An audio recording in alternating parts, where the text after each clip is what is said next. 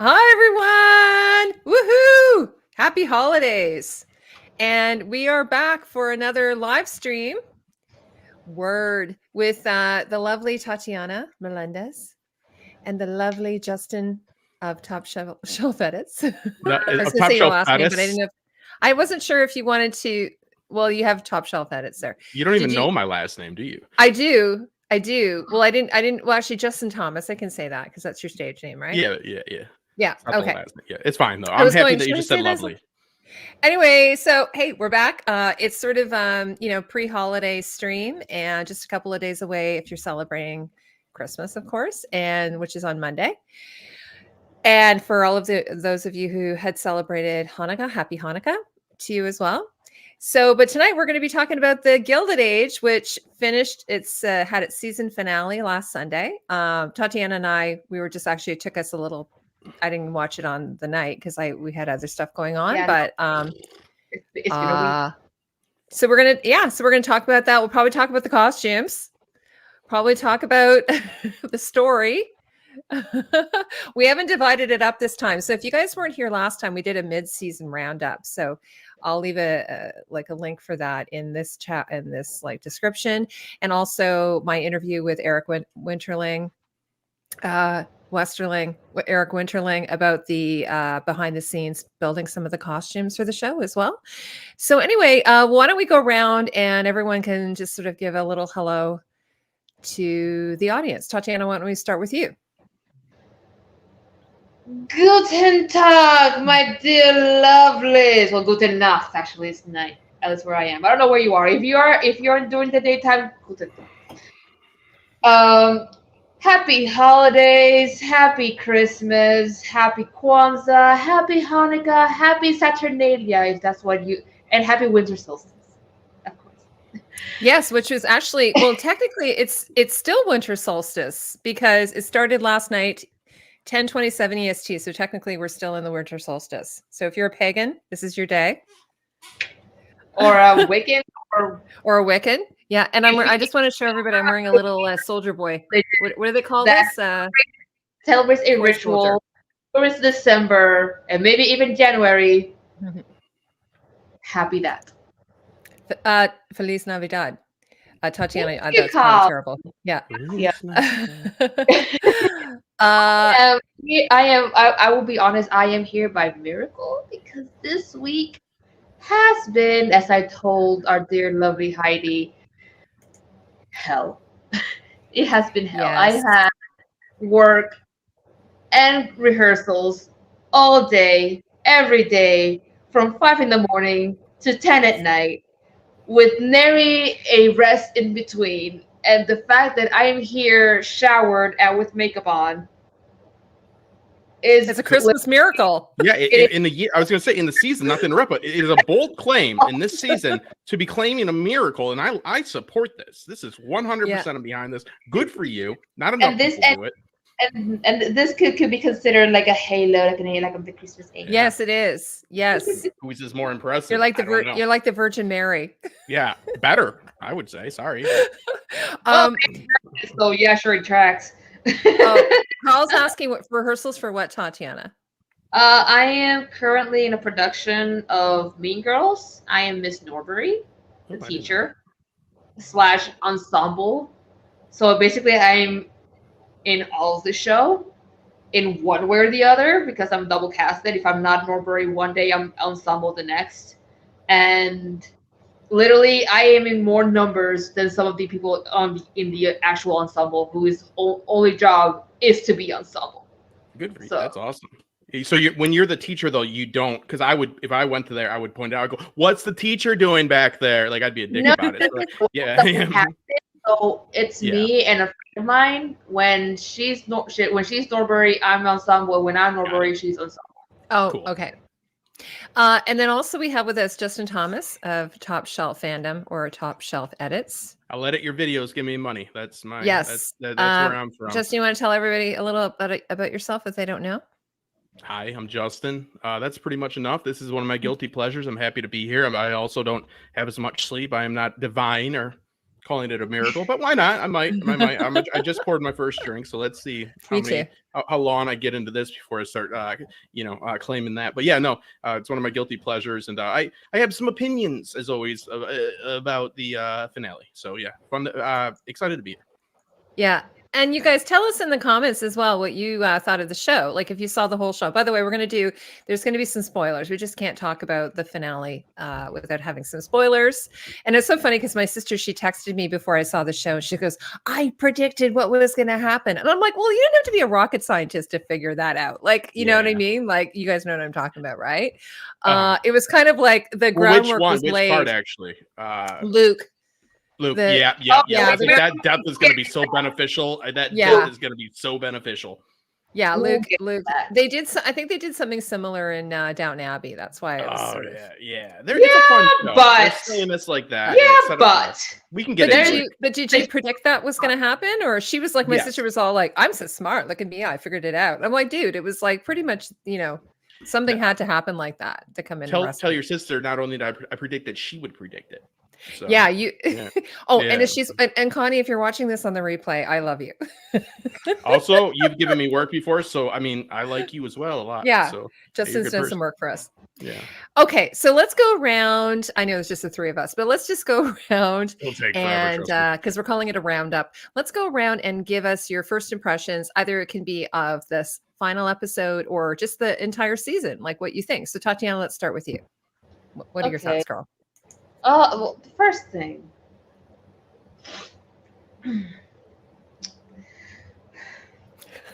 What the fuck do the fucking showrunners have against Ada? Why can't you just let her be fucking happy?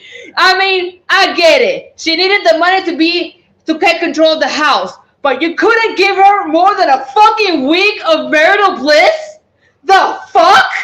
Why? I mean, I get it. You had to have Wilson from house there so she can get some money to, go over her sister. I get it. Plus centric. But goddamn, a week? But this ain't goddamn Romeo and Juliet. Damn. Also, I totally thought in other news, I totally thought Mr. Russell was gonna get shot in that protest, and I kind of wanted to see it, and because I wanted to see Bertha just go ape shit on everybody, just burn everything down. So I'm kind of disappointed that he didn't. Yeah, actually, that's actually a really good point because we didn't really know what was going to happen there. Tatiana, so that's just your overall opinion of that last episode plus your first thoughts plus of the season? Like, did you enjoy it? Outside of that, I did enjoy it for the most part. I mean, I will always enjoy seeing my Broadway idols on the screen. Mm-hmm. And my God, what they did with Patrick Page, who plays Mr. Russell's secretary, he's my mentor. He's amazing. He taught me Shakespeare. Oh my God. And I saw him as Hades Town. Damn, he was good. That I missed you. Whew. So good. Sorry, who's Mr. Russell's secretary? Patrick Page. I don't remember that character. The old white-haired man that was saying burn. I thought it was his associate. Because that guy actually is also in Schmicago. Have you seen that? I haven't seen Schmicago, but I've seen Schmigadoon. Oh my God, I have to get you to watch Schmigadoon and Schmicago. He's the laundry guy. Okay. Yeah, he's definitely his lower. He's an associate, but he's definitely he's under him. Yeah, either his assistant, something like that. Basically, that's so cool. He's really good in Chicago. He's like the bad guy. Oh, honey, Broadway. Mm-hmm. Yeah. He's got kind of like pockmarked skin. Like he's very kind of ruddy looking. Like he's been. That just adds to his appeal. Let's do it. Yeah. And then his voice, his singing voice. If he ever hears me, if he ever sees this, I'm sorry, Mr. Page. I love you. I'm your student, but you're a zaddy.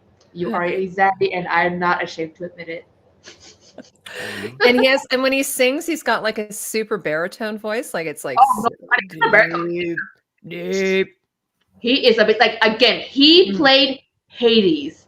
When I saw him like front stage, I was like right down there when he plays Hades. Girl, his first line after the title song where they call "Hey down, Teddy's down, way down to the ground" when he comes in and Persephone says, "You're early," and he says, "I miss." I nearly laughed. Yeah. Like, oh my God. Natural Selection said we were simping for the crab feeder. Crab feeder is very 2020. Yeah, I remember that. Jesus. Oh, I remember that. It's so disturbing. Just a good insight, a good little peek into your guy's psyche, because that's messed up, to be clear. Yeah, I was very clear on that. It is a little bit messed up. I mean, while you were simping for the crab feeder, I was simping Mr. Valerian, Lord Valerian. Yeah. Liz, like that dress, that voice. Oh. I think before we get into all the sexy, murderous serial killers and diseased men that we want to all pine over, I will say that I was worried because remember I got all those notes and because he is based off of Gold. They've said this and Gold. Like I said, I was like, he's not going to fold in his unions. And then after I did that stream, I was like, I spent 40 minutes and I did my research and all that. I was like, man, they better not fuck me over on this. And I thought they did for a minute, but I think they stayed true to what I said because he's not, you know what I mean? Like he is playing a game. You know what I mean? So I was like, oh shit, he's just going to fold him because it is interesting. And I did hear because I mean, I know that he's based off Gold. They've said that the creators, but did you notice that what is his name? The son of Ada, or Angus. Oscar. Yeah, he says Mr. Gold. He also references Gold. Okay, so but anyways, Mr. Gold is an actual character in the show. Yeah, well, they just because that would the Vanderbilts, I think. Yeah. But anyways, the finale, it is. I mean, this is a fun show. It's a silly show in some senses, but it's also there's something about an establishing shot of opening up these double doors, these French doors, and going in and seeing the tables being set up all in sequence and all that. That's just I don't know. It's relaxing to me in my terrible stressful life. So but I will say some parts of this, especially Oscar, and we'll get into it, I thought that was I didn't think that was well done at all. I really don't understand. I thought he was playing them the whole time. I was like, there's no, I thought he was trying to see that they're doing something by keep giving them money. Cause it's that's what an idiot does. You tell them no. So they say yes. You know what I mean? I couldn't believe that. That felt really weird to me. But Luke and all that, I mean, that's the best marriage. You mean the con? Yeah. The con. Yeah. Didn't make any sense to me. Why? Because I thought he was just looking into it I understand they scammed him, but it seemed clear that at first he was like, oh, but I will let you do this, and it looked like he was trying to see what their operation was, but they just pulled the oldest trick in the book, or one of them, where you just keep telling somebody no, and they can't be and you show them a return, and then you tell them no, because when you tell somebody no, all they want to hear is yes, blah blah blah. So it was it was silly. That was a long con for sure. That was a long. But and he should. Yeah, I just didn't get it because he was supposed to be clever. He's a clever guy. That's I don't know. I mean, I think they could have won it by, and I think they presented it wrong. Is my point. I mean, they basically pulled a more elaborate version of, if you remember, of Thomas in Downton Abbey. Post World War, that he wanted to go into business and with his pantry. Would sell black market stuff, and also all be your old sexy criminal and shit. But when he finally sees the goods, and because he buys all the goods with all his money, it's plaster. Yeah, but the thing is about Oscar, my final thing is that the way it was presented is it was presented like he was really aware of what they were doing. I feel in the I didn't get that. I know he's a chump, but he did not come off as one. I thought because he went there specifically to figure out if something was up, and then they kept doing shady things that he should know about as a banker, and he kept going. So I was a little bit disappointed by that. I think that it lessens the character when you have these plots that aren't it's like when Tyrion's making bad decisions and shit. I know he's not the smartest guy in the world, but he's also not an idiot. So it is what it is. Everybody can get fooled, but I thought it was poorly done. I think it's at least how they play, because he was blinded by Maud. He was blinded by Maud. And she's like, oh, I'm such a damsel in distress. I need help. Yeah, she was very good. I think. Well, I mean, first off, I think that. Oh, sorry, Tatiana. I did actually believe Maud. She was very convincing to me. So yes. that whole thing with that it was a con. Mhm. It was because also what helped by the con is not just Maud being the honeypot, is that she had Kelly O'Hara's recommendation. Yeah, someone vouched for her. Mm-hmm. And then when Oscar goes to go back, Yeah. She couldn't really remember how she got introduced to her. She seemed kind of like, there. Yeah.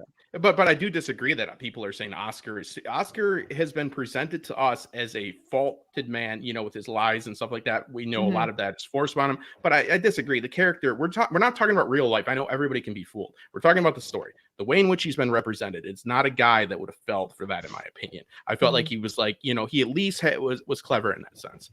So, yeah, I mean, it was a con. I thought he was uncovering the con was my point, because it was so obvious.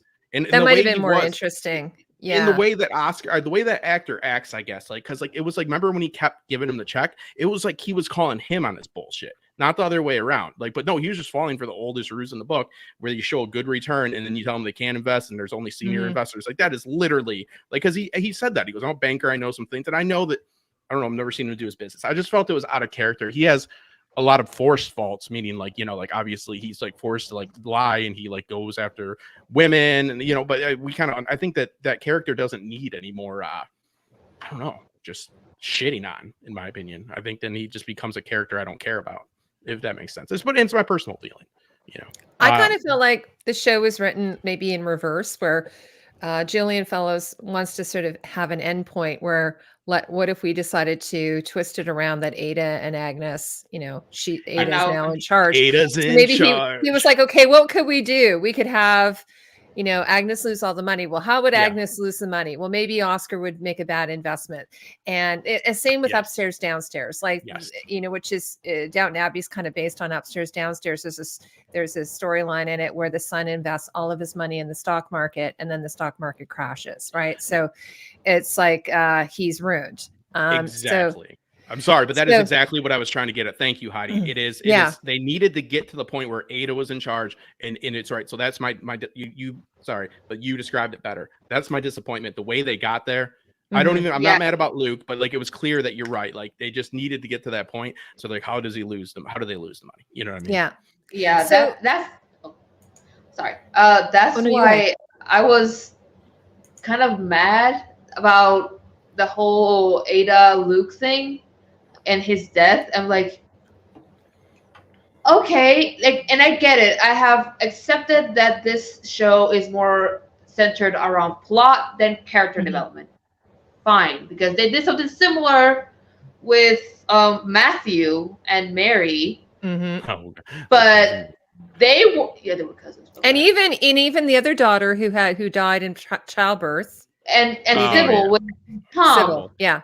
But at least they gave them at least two seasons. I know. It wasn't Matthew killed himself. He did it. But do you really think that's confused? Now I'm confused. And afterwards, Mary had an entire season of mourning. Yes, she did. Yes. This was that, but that actor left though without them knowing. He dropped it on him. He wanted to leave. Yeah. They already had half the next season.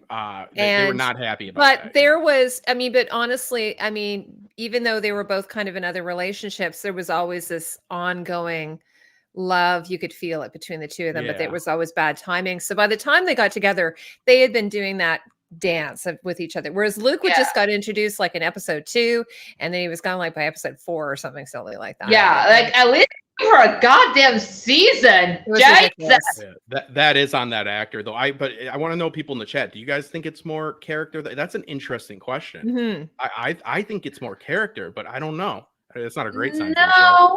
No, because I'm not shitting on it, Tatiana. I'm wondering. No, I'm not. Again, I have accepted it, but the way they made it so quick that fine, part of it is the actor, fine, but they could have done something else, and they could have at least negotiated for at least the end of the season, not just 3 episodes. At least negotiate. Really did drop that. Well, she didn't go to the opera, so there's that.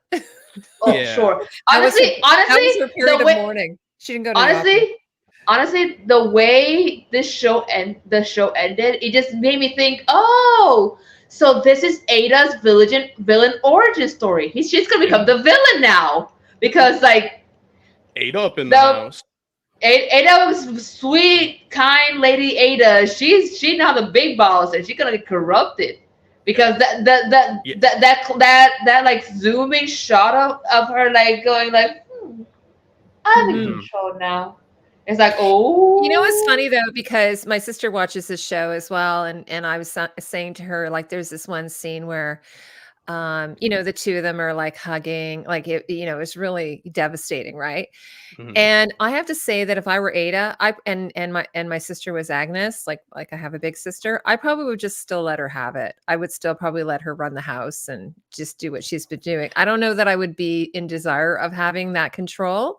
Like I was kind of surprised at that. I didn't think that she'd be the type of person who would. But Bannister kind of put that on her, right? He's the one. Yeah, he did put it on her. Yeah, but like, she did kind of go, oh, I think, yeah. I think it's not so much that Bannister put it on her; it's that Bannister made her realize. Like, yes, he made her realize. She didn't even think about it up until. And there's a lot of pride in those people's jobs and the structure. Like they care about that hierarchy. Like that's actually kind of realistic to me that he would like feel that way. Like because like everything about them is about their duty and all that. So I think I think they definitely prioritize the plot. And they sacrificed some character stuff this season to get there. And I think we saw a reset with what's her name? Oh God. I have the names here. Peggy? Bertha? No, Meryl Streep's daughter, sorry. Oh, Marian. Yeah, we'll get to that later. I have everyone's name here if you need. Oh, Marian. Yeah. Marian, yeah. I have to say, like for me, and I think I said this in the midstream, I think she's probably just for me the weakest character. Oh, absolutely. I think that obviously they're trying to set up a love story between her and also that cousin, whatever his name is, cousin Dashiell. What? Yeah, Dashiell. Cousin Douche. That guy was awful. I couldn't stand that guy. And he said, "Oh yeah, you'll stop when we get married." Like, why? Yeah, but even the like way he used his daughter like that. Yeah. Like yeah. I don't know. Did that happen when we had our last live stream, or did that happen after? I can't remember. After. Because if I were her, I would have pretended to be like devastated and bawling, and I would have ran off. That's how I would have handled it. I would have been like, and like run off, and then everyone would have thought something had happened that they didn't know about, and maybe they would have gossiped about it. But at least I would have gotten out of that arranged marriage like that. Yeah, I would have caused a nosebleed and just everybody. A nosebleed, yeah. I would have just broken down hysterically and started bawling, and then I would have just fainted. That's easier. Fainting would have been good too. Imagine if I walked up to a girl and I said, "My daughter thinks that you should be her mom." You know what I mean? That's essentially what Dash is doing. By the way, that is so hot. What? That is super sexy. Being called by the dead wife's name. No, having the daughter, can you be my mom? That is super hot. Maybe I should. That is every girl's dream come true. Yeah, maybe I should have a kid. That's useful, I guess. Dashiell's like, well, the daughter wants it, so let's get married. Yeah, and he's got a painting of his dead wife above the fireplace as well. I think in their house, right? So it's like, oh yeah, this is really great. It would be like, and then the next thing you know, you're up in the attic, and or maybe she's in the attic. It keeps Marian on her toes. She knows when she sees you know what I mean? That like she is competition still, that because he's still it was messed up. But I want to know what, I am a sucker. I like the Russell with her. I do. I think that he has become an interesting character, and he's a very charming actor. George Russell? George Russell. It's his son. I'm sorry. Larry. Larry, I'm sorry. I like Larry. I really like Larry. What do you think of Larry and Marian though? Like, really? I like it. Do you? Yeah. I can see it. I don't know. I feel they're growing up together. They're seeing. I guess so. But like their love, it's ups and downs, and they're kind of like being companions, or they are. They're going for walks. They're they each other. Yeah. Maybe because I'm kind of wishy-washy on her, I just don't feel it. Like I I feel a like lot of Larry. women hate her. From what I've seen, like I'm not Oh, trying to really? like, yeah. I feel like women for some reason really don't. She's audience surrogate. We all went over this. That's why she seems stupid and things happen to Marian. You know what I mean? I think that people are annoyed. I find that females are the ones I've talked to have been annoyed with her character when I talk to them about the show. I think it's because it's boring. Yeah, I I mean, storyline. I don't hate her. I mean, when the clock storyline is more important, is more interesting than her storyline. Honestly, it's really bad. It grew on me. Him with the boy with the clock. It grew on me. Me too. I found it more interesting than Marian, and Marian's supposed to be like the ingenue of the story. Yeah. And you know what, boy? You are working hard. You are figuring it out, and you have friends to help you. You know what? You go, Glen Coco. You climb that ladder. Fuck everybody else, and fuck the old bitch. So but you go, Glen Coco. He's even got Agnes on his side. Didn't Agnes like invest like $5 or $10, which that's a lot of money back then. Oh yeah, and that kid's like a teenage heartthrob. Like he is. He's got a big head. Big heads always do well in Hollywood. Yeah, you know, so he's got like he's kind of like a bobblehead. He's got like a big head and a tiny little body. Yeah, he's always and a big forehead. And even in his headshots, I looked him up because when you look up the series on IMDb, like you can like credit it by popularity, and he's like by far number one in a show with big names. You know what I mean? He's got the most New York accent. But yeah, I mean, Marian and Larry, I think that it's nice to see a more subtle relationship built that seems more pure, especially for this show with how we've all talked about how harshly things are thrown on us. So I do like that idea that they have friendship, companionship first. You know what I mean? So for this series, I think it's about as in deep as you can get.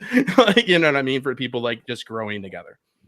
I have to say though, what I don't know if this would. I'm not an etiquette person I don't know much about historical of this aspect, but it did kind of make me surprised that she was out all night, even if she wasn't, she was with the Russell. With the Russell. But she did lie kind of, because she said that Larry's mother had invited her when really where it was were Larry. They? Was it the Brooklyn? Was it at the fireworks? It was when they went to the opera. She said, I want to go. And she said, well, who invited you? I think, if I'm getting this wrong, sorry. But she said, Mrs. Russell invited me. Yes, she lied about it. Yeah. So she did kind of lie about that, which I thought. Yeah, and I think partly is because it would have been very inappropriate for her to go as someone who's engaged to be married to another man. If it was Larry, like you said, I think you're right. Because since Larry asked her, I think that, and they stayed all night, that would be inappropriate. Yeah. Okay, so who was Edith in Downton Abbey? Oh my God, you have to remind me. Edith. Mary's always shitting on Edith. It's Edith. It's like the older sister, right? Yeah, the sister that the middle sister. She's in the Spanish princess. Oh, she ends up marrying that. She ends up marrying the photographer or whatever. The Marquis. The Marquis. Yeah, she has like the worst luck. Yeah, so the thing that was Mary is a fish to her. Yeah, so what do you guys think? Like, I did happen to watch a YouTube video about this, that there's some historical precedents about Mrs. Russell making an arrangement with the Duke. It almost feels like she's being sold, like property, right? Yeah. It's kind of gross. Yeah, yeah. I mean, there's why she doesn't tell George. Because George wants her to have a love match, and she's clearly having a love match with the other guy. Yeah, she was waving at him in the other box, right? It was really cute. They were actually really adorable together. They were adorable. Yeah, they did a lot better with her this season. It was probably on purpose, but she looked beautiful for like this. She's a beautiful girl. Yeah, it was lovely, very doll-like, right? I think they did that on purpose in season 1. They made her a little bit like I'm not crazy about. I'm not super crazy about like the fountain thing on her head. Yeah. At the end, I'm not crazy about that, but the dress was nice. I mean, the dress is really pretty. I am a purple whore, so anything purple is. I have it here. I'll show. I have a picture of it. In Miss Russell, you're right. She is not doing what's best for her daughter. She is using her to climb in society. And it is, like we said, there's always truth to things. Like the new money, there is some truth to the behavior with Miss Russell. You see what I mean? I kind of will. And also she's been doing this whole keeping George kind of out of things. Like you deal with your railway. I deal with the household. Yeah, so there she is. God, that's not a great dress. But isn't the actress adorable? Yeah, I mean, that's a dress. Really, but I have to say, I do not like the cloak. I do not like that. Oh, honey, that looks like something that's on a runway. But this is the dress, but the dress is beautiful. Yeah. This is lovely. What is in her hand? Is that their purse?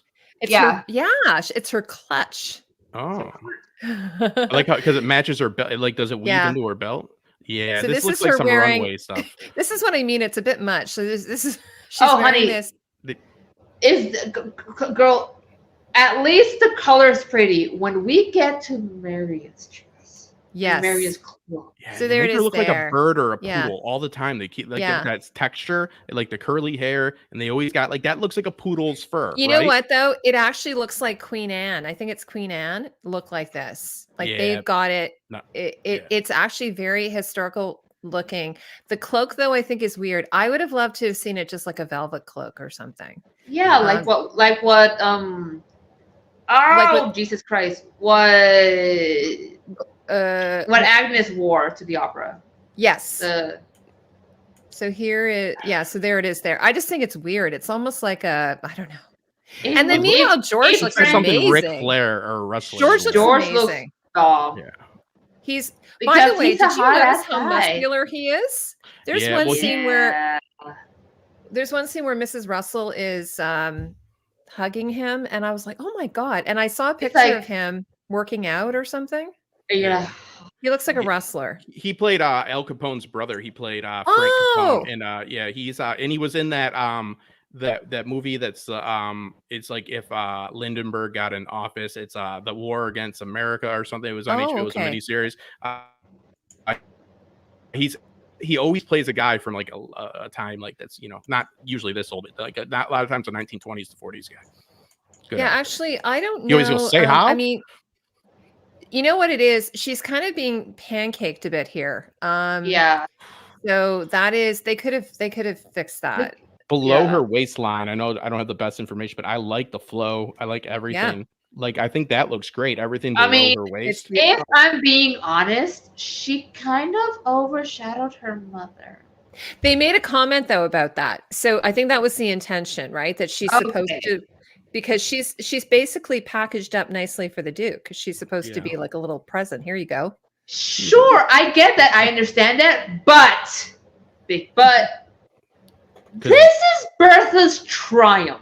It's true. You're right. This is Bertha's conquering moment. This is Bertha's Daenerys entering fucking King's Landing moment. Yeah. Yeah. So, really? Hi, Linda. Linda was saying this is based on Alva and Vanderbilt making arrangements for her daughter Consuela to marry English nobility. I brought that up briefly. Last time. So I saw a video on that recently. So, by the way, what do you guys think? I kind of really like Cassia, who is the costume designer. These are her designs. I kind of love them. They're like a little bit like really whimsical, and you know, like you kind of go, oh yeah, I get it. I can see it. Honestly, that's interesting to what these sketches look like. That's the thing about costume designing. The least important thing is how you draw. Yeah. Okay. Yeah. That doesn't, because I'm not trying to be a jerk, but that's not the best drawing. You don't have to be. I mean? You don't have to be an artist to be a designer. As long as you know what to do. Yeah. It's just putting it to paper. Tatiana was talking about Marian's dress, so I just thought, well, I have it here. I like it. Now it's made by Eric Winterling, and I'm not saying he didn't do a good job, but this is back to her being. It is. Sorry. I like it. It's not killing my ear. Sorry, it's not the dress. It's the coat. When I saw it, I screamed because she looked like a ruffled lizard. Yeah, that's actually good. I was going to say like a meringue. There it is. I like everything about it other than the backside. Like the backside is ridiculous. And it's funny you could. I got used to it. Yeah. But her being so fair and so blonde, it does not do her any favors. It works here because she's a brunette. Yes. The model. She's a beauty. Yeah, look how she's beautiful. See, but with blonde Marian, it's like a Tudor neck.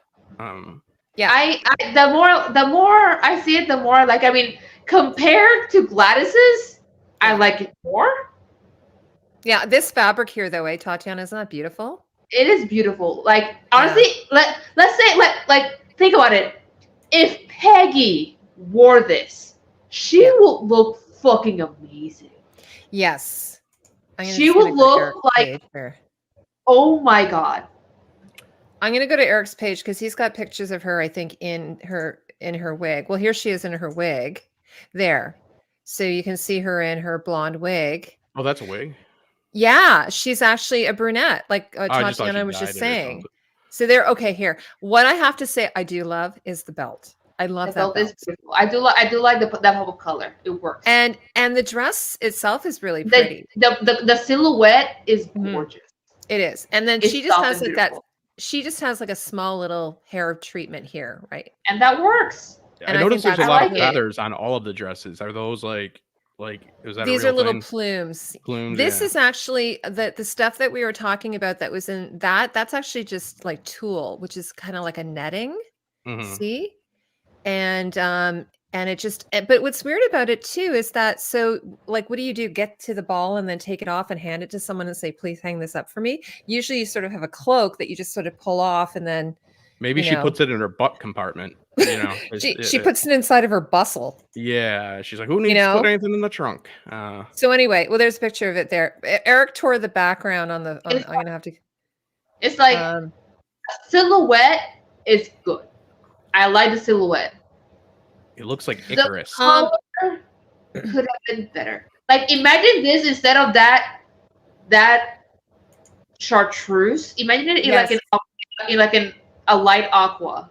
A light aqua. And it will still be on theme for like the whole yellow and blue thing they have going on with Marian.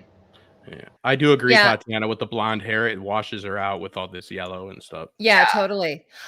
For people who are asking about why the yellow, that was sort of an edict from the costume designer, maybe even from the showrunners. They put her in yellow. She's an ingenue. It's sort of whereas blue, she looks great in blue, which tends. We were talking about that as well. So oftentimes she's in blue. But honestly, imagine just change nothing, keep the white, keep the purple, or the lavender, or actually no, it's more wisteria, and change that god awful chartreuse to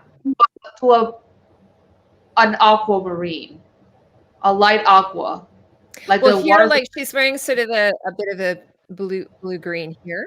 Yeah, it's more like baby blue to me. It's got a little bit of green, just the tiniest little bit. So how do these? Oh, go ahead. So the top part here is blue, like you can see in the drawing, and then the rest of it's sort of a very pale, like minty. See, there it is. Oh. How did these hold up to Downton Abbey? Lighting.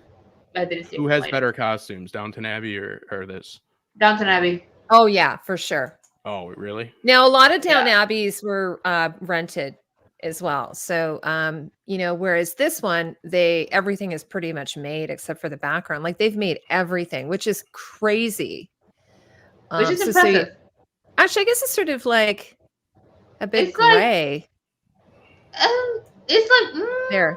Oh no, it's kind of blue. It's kind of a minty kind of color. I think they all want to look like birds a little bit. There's always little. I like it. I like it a lot. Mm-hmm.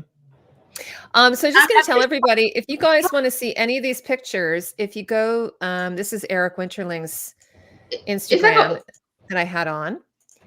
And then if you go to Kasia Walika, she's been very generous with her pictures. I actually like that dress. God, her it's over the top, but like I love I kept calling her Winterbottom, but it's Winterton. Winterbottom. She's from She knows how to make that terrible face. She's really good at what she's doing. So good at it. She is primarily sucking on that lemon. And by that lemon, I mean her husband's cock. Anyways. She reminds me of the Irish Thomas's like friend in the kitchen, the lady in Downton Abbey. She's always causing trouble with Thomas in the first few seasons. What's her name? You mean her? She was awful. Yeah, that's what was her name? I think I see a parallel there. Yeah, Baxter. Yeah, Baxter.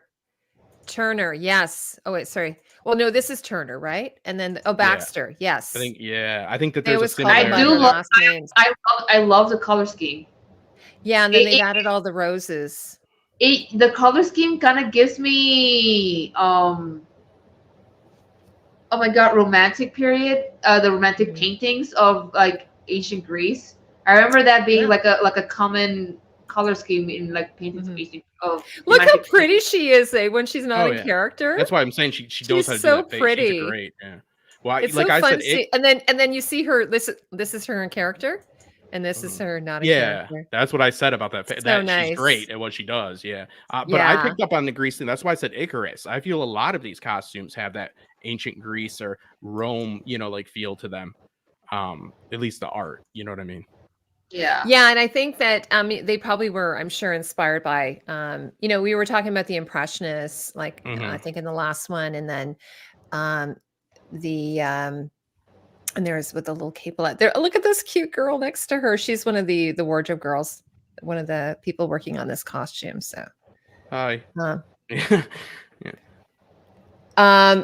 for sure, Justin. I think because like a lot of the artwork in like the 19th century, it sort of looked like, what is it like? Tatiana, you can help me with this. Let me look up the names of the artists. Look up pictures of Icarus. Waterhouse or Renoir. Well, no, there was the Renaissance, like the Renoir and John William Waterhouse. That's who I was trying to think of. So pre-Raphaelite, those types of artists, they're all inspired by the Roman period. So they show like Our Lady of Shalott or the women dressed up in like sort of like Grecian style costumes. Here, I'll find some pictures and I'll show you. Because they want to be goddesses, right? Like they're making goddesses. Yeah. Yeah. Like this type of thing here. Wait. Okay, you guys keep talking and I'll find some. Watermelon. That's a good point. Oh, here's Our Lady Shalott here. This is one of his more famous ones here. Oh, right. When I just looked it up on Google, sorry. What influenced 1800s? Oh yeah, the Lydia Scott. I remember that. Yeah, like these ones. So these are 1870s. So the Gilded Age is here, 1880s. Yeah. So like this type, like Our Lady of Shalott, it's called. Yeah, that one. That was the most famous. Yeah. I don't know if I can screen share it, but yeah, you're absolutely right. The 18th century coming close, women fashion. It was ancient Greece. And that's Circe. Love. Yep. Yeah. They look like statues of Greek goddesses. Yep. Yeah, because I think Circe is named after. This is Circe here. Oh yeah, that's one of my favorites. Circe offering the cup to Ulysses, and I think that's who Circe's named after from. Yeah. So, and there's sirens. But yeah, you're right, Justin, about the color palette. Yeah. So anyway, just gorgeous. But I was going to show you guys this. I think Justin, I had showed it to you because I'd sent it to you. Let me just go to and then after we're done this, we don't have to keep talking about the costumes because I want to talk about the costumes. We saw the costumes. We haven't even I'm learning. I'm learning, and I'm like on Wikipedia here. And, no, I just wanted to show you guys. Where was it here? Sorry, this is just my Instagram. Wait, what's that first look at picture? this! Look at this! This one up here. Shame. This one I just posted this today. Oh my god! Yes, I have to say my life. Isn't that hilarious? He looks amazing. He looks so great. He looks like oh my god. Do you really want to hurt me? Yeah. I know, it's so good, huh? Is that one or oh my god, what's his goddamn name? Pete something. Townsend? No. It was a Mr. Funko Singles. Oh my god. You know who he looks like? You spin me right. Oh round, yes. Yes. Absolutely.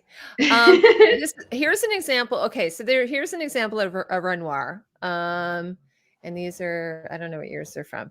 And then when I saw this picture of Gladys, I was like, oh my God, that looks just like the hat from the one here. with the tail at the back. And then so I sort of thought their costumes kind of look like Renoir. So apparently she did look at he looks like Mini Fabio. Well, like we'll think about, oh my god, that's so funny. Yes, we used to wear like the roses like in the hair, like in the old times. Remember, like the roses, like, and then it seems like they transferred it to hats eventually, right? And we're still seeing that here. Like that looks like, you know, I forget what it's called. Do you have any idea how much I wish these types of hats will come back in style? Oh, I know. The hats in the show are amazing. Honestly, the dresses were fine, but like the hats. Yeah. I'll put this back again because I think if you guys missed it, this is so You'll funny. spin me right round, baby, right round, like a record, baby. Round. And he's even got the pout. Like he's got a bit of a pout, right? 10 times, bitch. And the kids are watching. They're watching Elf right now, so they're, you know, he's in that. He's like, he plays Miles, the children's author, who's like angry. He's an angry, as Elf calls him, an angry elf, which is pretty funny that Peter Dinklage was willing to do that. He's kind of not been the best guy lately. He's kind of annoying. His views on Game of Thrones, all that. He's kind of said some pretty stupid shit lately. Yeah, no, I know. I thought that too. That's so funny, Linda. I was getting confused actually because I was calling her Winterbottom, and then I started calling Eric Winterton. So I'm like all over the place here. Yeah, he's got Eric Winterling. What a great name! It's amazing. Yeah. Sounds like an artist name. Winter. Blue Steel for sure. Yeah, like that pout. He definitely turned left. He definitely went. Okay. So we can go back to the costumes after if you guys want, but all right. So I've got a picture. I've got a picture really quick. You want to share something? Yes, I do. I want to. Okay, you share. Yeah. So this is share something. I found this by looking it up on Google. Hold on. While you're doing that, I'm gonna fix my ear sets because it's driving me. It's kind of weird. Like, remember her purse and like her jewelry. I see the connection right there with this Roman jewelry. You know, like what's her name was wearing, the daughter. Gladys. Gladys, remember her purse and all that. By the way, the names are so funny on this too, right? I can't get it straight. I'm tired. Like Bertha, like what a terrible name, Bertha. Yeah. It's just awful. Yeah, that's Maybe because of her big personality. Yeah. No, I don't think it had the same big connotation Bertha. back then. Yeah. And then Gladys. It's funny because it reminds me of, they're like old timey names. Except for Larry, he's just Larry. Yeah, it'd be Lawrence though. I'm assuming it's Lawrence. But Larry's. He's a scamp. I like him. He's like, guess what? Woman built the bridge. Guess what? I'm like, yeah, good. He's just a fun guy. How would you rename Bertha? Instead of Bertha, what would her name be? Bethelene? No, I don't know. Yeah. Becca? I don't know. I would say something yes. Hi, Luna. Yes. Oh, my dad takes. It's funny too because the actor who plays Oscar looks just like Oscar in real life. He, like everyone else, looks really different because of the wigs and everything. Oh, and also George Russell looks exactly the same. But the guy who plays Oscar looks exactly the same. So, Justine, have you found your picture? No, I thought I shared it. No, I don't see it. Hold on. It's just. Did you share it? I thought I did, but hold on. I'll do it. Let's see. Present. Share. I won't be able to keep my my toy soldier hat on for too long because it's actually. See this jewelry that I'm talking about? Oh, here, maybe I have to add it. That's why. There you go. See this, like with Gladys's purse and all that. Oh yeah. Like, so this is like actual Roman jewelry. That's gorgeous. Yeah, but like the way that, just look at that, like like her whatever you call it, her purse. Yeah, that's actually Roman like jewelry that they have dug up. I think that it's a stunning similarity. Yeah, because even like a lot of the jewelry and the tiaras and everything look like they've taken some inspiration from that, just like the opulence and everything. Yeah, I'm surprised they didn't call it domino, like women domino, and I'm surprised they didn't get that deep. Maybe they did. Maybe they got crazy. Hi, Silver Scale. Happy holidays to you too. Sounds By like the way, happy holidays to everybody. I think if you're joining us, we're having a cocktail. I've, like Tatiana, had a crazy week. I've had a crazy week. I'm taking holidays next week. You know what's really crazy is that Tom Blythe, who is in the new Hunger Games movie, was in was in the Gilded Age, and I do not remember him in it at all. I don't know who he played. And you mean the guy that plays Snow? Which one's that? I mean the one in the Yes, he plays Cornelius Snow, like who eventually becomes President Snow, and he has a wig in it as well. Like, so he's wearing a blonde wig. But in Downton Abbey, I keep saying the Gilded Age, he was in it, I guess, in season 1, and I don't remember him in it, so I don't know who he played. But I'm looking at the credits. He could have been one of the suitors. He played Archie Baldwin. Gladys. He probably was one of the. Remember, there's a few suitors that came through for Gladys. Sure, might have been one of them. Yeah. Well, if they would have known he would have been President Snow, George would have gave him. He's like, you're going to be important. I need you. So do we want to talk about the Opera Wars? Do you want to talk about the Ada? And we talked a bit about, do we want to talk about Peggy Scott? What do you want to talk about? Peggy's an interesting, I think that the Opera Wars served its purpose. I don't know. Like, I wasn't like waiting for the last episode being like, who's going to win? Did you guys, were you guys thinking that? Were you like actually, I was just thinking because of the protest her husband was going with, it was very much, people are dying, Kim. Very, very much that energy. And honestly, it was okay. What was kind of funny is the scene where Mrs. Fish gets the opera house guy, the Met guy, on the train, and then he basically gives him his and then he's stuck on the train. Like he can't leave because the train's already left the station. And I was like, wow, that's kind of douchey to do that. You go where I go. You go honestly, where I go, you get off when I tell you. Honestly, that was so fucking hot to me. I'm like, really? Yeah. Oh my god, yes. You get me my buff, baby. Then you can get in my buff. If you're on a bus with Tatiana, go up to a random guy and say, "You're not getting off here," when he tries to get off, and she'll be like, "Ooh." Thank you. Yeah, so Bertha is short for Roberta. Okay, so Roberta's I don't know which one's better. Oh, is it? It's more of a lateral move. Roberta's better. It's like Roberto. Roberta. Yeah, it's more Roberta. of a lateral. Yeah, I was thinking maybe like Clarice. Because you got to remember too, we talked about this last stream, guys. Now Gwendolyn Russell, that has a nice ring. About how he solved the issue with the money. Remember, you asked like if we knew, and it was unclear. But it's become clear now. He gave them money, so he does own him. You know what I mean? Yes. Yeah, he told Bertha that it was just an accounting issue. Yeah. No, Justin, I'm going to ask you a favor. Can you just turn your mic up just a little bit? Because I feel like I think we're drowning you out. That's why we keep talking over you, poor guy. Sorry. Because I'll be talking and then I hear Justin in the background going, "Hello, hi everybody. I'm trying to see something." I got a picture. Hey, can I show my picture? Is that better? Yeah. So then you'll edgewise. The Opera Wars were real, and that is interesting. All of it. I think that it was that was a very smart thing to use, because it's always fun. I always talk about this with content. When you watch a show and then you can actually go learn some like actual history. I know I'm a nerd. Yeah. I think a lot of people are like that. Like, you want to go and watch videos, and it's very interesting. I think it serves a great that purpose. It serves for the show. It did what it needed to do. There's so many things in the show, like we talked about with, unfortunately, sometimes with the characters, they just need to do because Ada's got to be in charge or whatever, and they get there in somewhat of an undesirable way. But I think it was smart, like, because what else were they going to do? They needed. She was accepted in the society. McAllister accepted her, or what's her name accepted her, but McAllister's. Oh, McAllister was a little finger. Yeah. Oh, he was. Yeah. Real guy too. He was in a bit of a pickle, though. I think he was like between a hot rock and a hard place. I think. Yeah. Hard rock and a hard place. a rock hard and a hard place.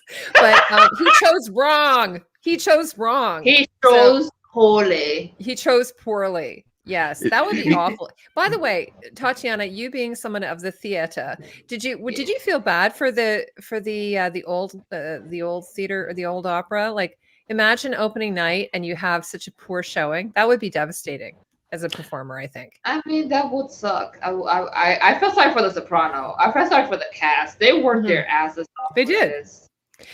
And I did read actually what Justin's saying, and I think this is a really good point, is that, you have a pop culture show like this that, tells you a little bit about the history and everything. And then if it kind of piques your interest, and then you're more likely to go off and do some research on it. I always think that's a great thing. I mean, I do that with like a lot of shows I watch. I'm like, oh, that's kind of cool. I'm going to go off and do some research. So one of the things, like, for instance, that opera house, I think, actually burned down at one point. The Academy of Music? The Academy, it was at the Academy of Music. I think I read that it had the old one. The old one. The Academy of Music. Because the Met's still around, right? That's the same. Oh, the Met Gala. The Met Gala. The Met Gala is not for the Met Opera. It's for the Met. Met. It's the Metropolitan Museum. Oh, but that is a commonly used now. It might have been the same. It might have been the same benefactors. So it might have been the same founders. I don't know. I think that's common vernacular. It's actually the story of the Met Museum is pretty funny because, well, when they started, it was in danger of being torn down because they just didn't care. So they were scrambling to get it like into being a monument so that it can be torn down. Okay. And in their scramble, there were these pillars. I mean, not pillars. There were like these stones.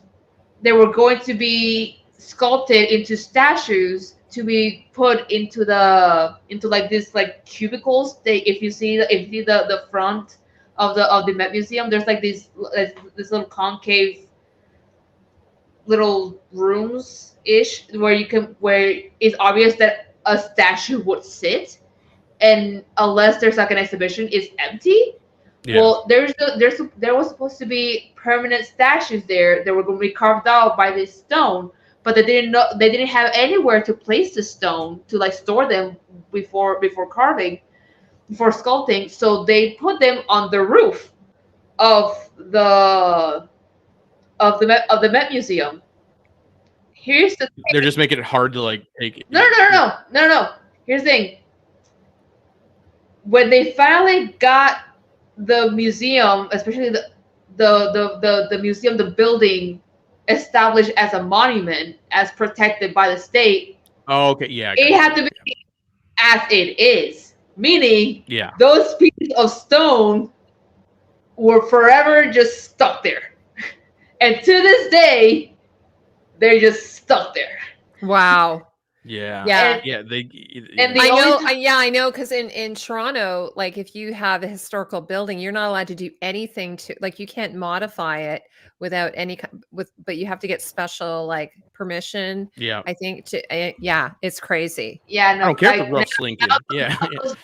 Those alcoves. That's the alcoves. Yes. Actually, really quick. They use them for statues, but they're like temporary exhibitions. Like after like maybe 6 months, they have to be gone.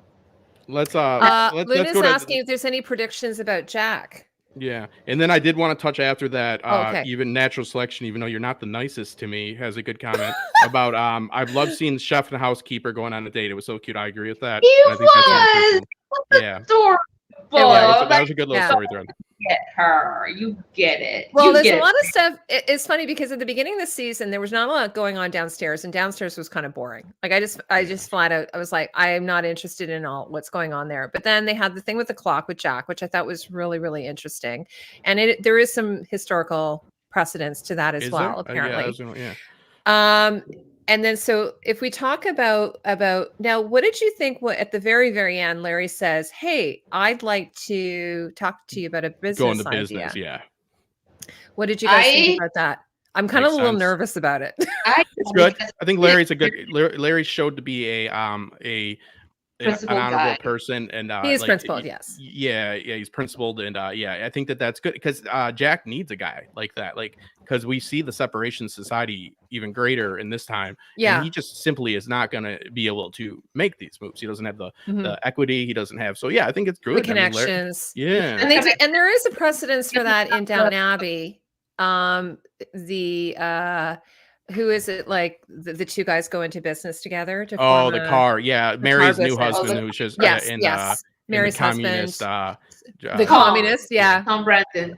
I love him, but So so there is a precedence, like he's a lower, he's working class or, and then upper class. So there is possibility. And I'm sure there were situations like that throughout history where you have situations like that now, though. I mean, a lot of people know how to do stuff, and it's like, but there's the business end of it. Like, like Steve Jobs was really good at the business end of stuff. You know what I mean? He didn't so much create stuff. I mean, I know he was creative, but you know what I mean? You need people like that. You need people to help you on that end, because if you're just a inventor, you're not probably a good businessman or a salesman or know exactly how to approach it. Larry has clout, and he has a good, personality. He's got connections. Connection, everything. He's what he needs. So, and he's a lawyer too, so he would know how to read an agreement or write a contract. What does somebody with money do? They invest in other people. That's what you do. It's venture capitalism. So, it's too bad that Oscar didn't go to Larry to discuss the investment with him before he did it, because then maybe Larry would have been like, Too bad he didn't open his fucking eyes. Excuse my language, but I mean, it's just ridiculously stupid.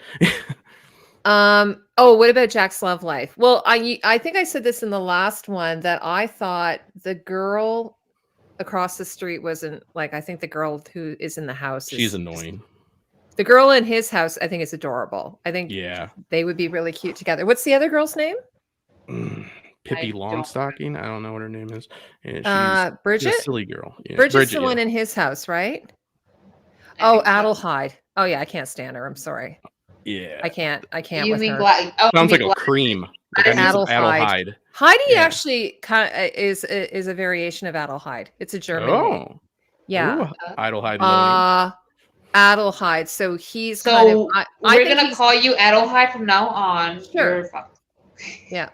But again, I'm looking at Jack, who's played by Ben Alhurst.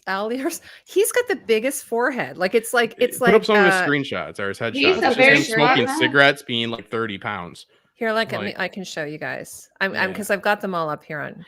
But I think that what happened in the season 1, I forget, with him in the one in his own house, something went wrong. Yeah, right. That's what. She kind of turned him down. Okay, which he's like, I'm so handsome, you can't. So there he is. Like, he's pretty cute. Look at him. Like, he's pretty cute. Yeah, he needs a hot meal. But his head is so big. That's Hollywood. He's like a bobble figure. He's that first. He's got like the skinny little body and then the giant, enormous head. The first picture of him I pulled out my headphones. He looks like he could be a Nickelodeon. You can hear me. Yeah, he does. He looks like Malcolm in the Middle's older brother. Malcolm in the Middle, right? Yeah. And then the girl who this is Bridget. Her, this is the girl that look how adorable she is. I mean, and then but she turned him down, so now he's going after Adelheid, who I mean, in real life she's cute, but on the show she's kind of like, and her personality is just so wanting. Yeah, I found the whole thing kind of boring. And she ended up she's not replaced, she's not losing her job, but she didn't get the position, right? They brought in that French woman, I think. Yeah, so that was the other thing. She might be, so there's something, so she's not really qualified to be what do you call it? Yeah, they she's said not qualified to be a lady maid, I guess. I usually do their hairs, and they're like, yeah, but we're bringing in somebody else. That's kind of shitty, but that's, I mean, that would be the way it is, I guess. Look at Blake, like, you're right. Look at his little mustache that he's got. Like, that's just how that dude looks. Yeah, right. He looks exactly. Oh, he's really cute here, though. Look at that. Yeah, that is. He's in at the. But he looks like his character.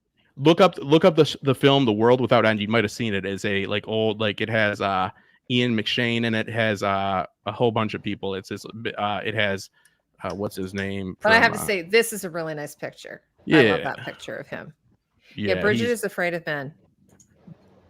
They're both way out of his league. You think so? Well, wait till he becomes an inventor and has a little bit of cash. And he essentially has perfect New York accent. It's our thing because he patented his invention. He didn't wait. Who, Blake? Why? Because he ain't got Dornish? time for that shit. Yeah, is he? He's from Dorne? I can see it. Is that who you're talking about?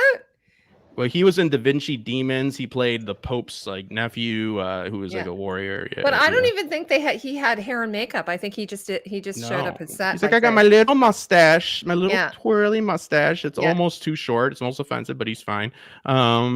He just has that Oh, look. okay. Yeah, that's what I mean. Yeah, he was Oscar. the Pope. He looks he looks a bit like Charlie Chaplin. That's does. a good one. I agree. Charlie Chaplin was a scumbag. Fun fact. Yeah, he was. Really? Yeah, real bad guy. If you think he's fun, he's a real bad guy. Was he actually Todd Martell? In Game of Thrones? Like, am I like totally? Who's I don't Todd? know. Yeah, who's Todd? I don't even recognize that. I think she's made that up. Is there a Todd Martell? No. You're pushing it, natural. See, come on. He could be Dornish. He could be. Okay. That's fair. Yes. Yeah, he looks like Arthur Dane a little bit. I think he's proper British though. Like he's proper British. Well, look at him. He's like, I'm gonna keep my little mustache so I get a little show, some more period pieces, and just live my life. He's a good actor. Yeah, World Without End. Hit his IMDb and look that up because I think you should look at the costumes. It's something that you should know about. Yeah. Something all of you should know about. Tom Rakes actually is kind of a cutie. This guy. So wait a minute. Who is? Yeah. He's from last season. He's last season. Yeah. See, that's why I look at him versus Harry or Larry Russell. He looks like a little boy. Oh, you know who he could be? He could actually Rob be Stark. A Rob Stark. Absolutely. That's crazy, hey? Yeah. He's brought. Hey, look, he's in Toronto. He was here. Well, he was filming. He was filming New York somewhere in Toronto, probably. No, right? but he's totally could be Rob Stark. Absolutely. Yeah. So maybe they'll. Him and Richard Madden get together. That'd be cool if they cast him in the prequel, because apparently they're going to have some Starks in it. Oh so, yeah. Anyway, I don't know. So maybe those two will grow on me. Maybe. I mean, you. Wait. You know who he could have been casted as? You know that Jace goes to the north to see Lord Stark, and he's supposed to be like around close age. He could be Lord Stark. Oh, that'd be cool. He almost looks more is he Australian? Oh, you're right. He is Australian. Oh my God. So let me screen share this. Where he's he not was in going to whinge about it. He's probably got to go. I have to learn. I don't follow celebrities too much. I need to learn more. Too soft for a Stark. But he's probably he looks more like a Tully because Rob looks like a Tully, so he looks like a Tully. Yeah. Really quick, that's true. Rob. Yeah, Rob looks like a Tully. I'd love to get your take on. Check this out. So this is World Without End. He's in this. Okay, I'm gonna add it. See? Wow. He's so young there. Oh, it is beautiful. So this is it's got a lot of big name people as Jeremy Irons in it. So it's based off about English town of whatever. It's a fake town, but it takes place in the 100 Years' War. Yes, well, I recognize the Richard the Lionheart sort of surcoat there. Yep. But that's a woman wearing it, isn't it? Yeah, that's what's her name for? It's a French, I believe, queen. Bonaparte? Yeah. No. Anjou? It could be. Yeah. Margaret of Anjou wasn't in the 100 Years' War. That was the War of the Roses. A show in German? Sorry, let me stop sharing. Yeah, you're right. No, you're right on that. I don't know. I have to rewatch Poldark. I haven't even seen it. I heard it's great, though. I've heard it's great. There's so many shows. There's too many shows to watch. Yeah, that's Charlotte Riley too. Who else? What was she into? She's that's Tom Hardy's wife. She was in Peaky Blinders. Yeah. Oh, okay. Now, okay. So we talked a little bit about. We were talking. Can we talk a bit more about Bertha's conquer dress, her victory dress? Let me go. I have thoughts. She's playing Queen Isabella as the answer to your question. So Queen Isabella. I have to. Oops, I'm going to the wrong place. I have two monitors here, and then the other one I can't get at because it's way over here. Isabella of Castile. Oh, okay, sure. Yeah. So if I go to, I think it was the Corseted Beauty had something on this costume. Let me just find it. Again, who's on Instagram? It's a really great account if you're into costumes. The Corseted Beauty. Here it is. Okay. and they've got like a huge following. Here, let me share it. Present. It's funny because I haven't done this before. And then one day, I think it was on Tony's stream, and he was like, "Oh, here, let me just go to your Instagram." And I'm like, "Oh, that's so cool." So I start now, and then I started doing it. So here it is. So this is the account. So here's the dress, Tatiana. Is this the dress you mean? Yeah. Okay. Well, I'm going to tell you, the people in the comment section here did not like it. No. Are we supposed to like how she looks? I mean, that inspiration is magnificent. It's one of my favorite Worth dresses because I know that's House of Worth. I know. Yes. It's one of my all-time favorite dresses, and that is perfection. Yeah. The translation towards that dress. Yeah. The problem is. Oh, I love that. It looks printed. It doesn't look like. Yeah.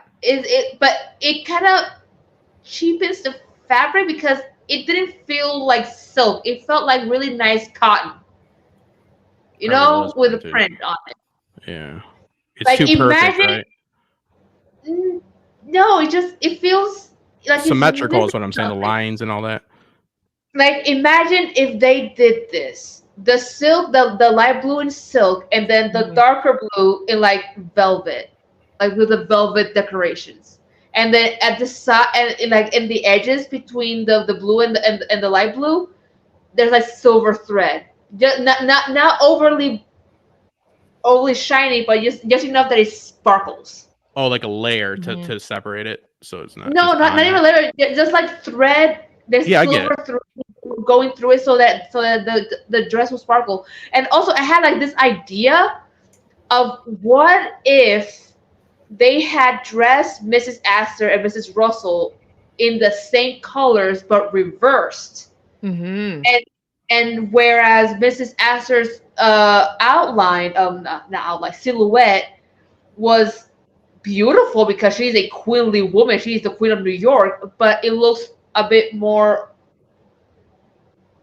old-fashioned-ish, whereas Bertha's looks more new, more vibrant. Mm-hmm. Design looks like which is fine. I mean, because she is new money, new exactly. Guard. The designer was going to a new opera. Yeah. So like these two examples here, like this pink dress, for instance, this is woven, so it's almost like a jacquard. So the pattern I see faces in that. If you look and see faces, you won't be able to stop hers seeing is printed, as Tatiana said. Yeah. And then this one is actually black velvet on top. Exactly, that black velvet looks fucking, yeah. like, even from a distance, I'm seeing that tiny little picture on my tablet.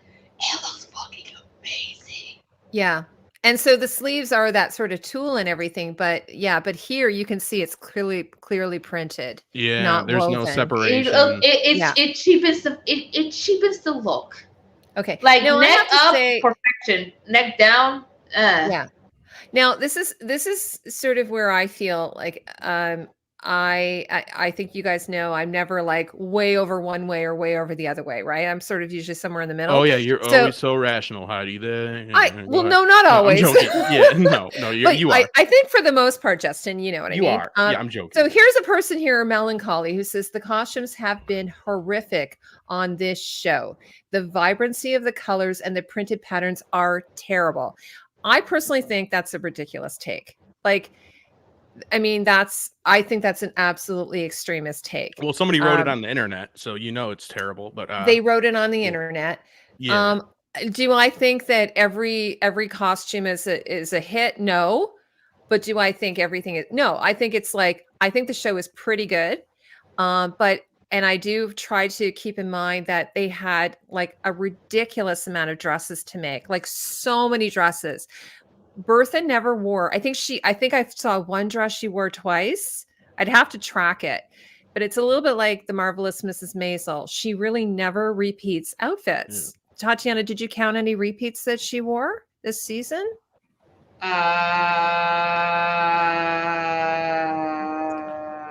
Well, and one thing too that I've noticed from editing your videos when you do the interviews is that they say material is really hard to get. these days. So that has to be playing into this, right? Because it's not House of the Dragon has some of the similar issues, right? I don't want to talk out of school here, but yes, like getting these materials, these fabrics, getting the fabric, that you especially during the pandemic. Yeah.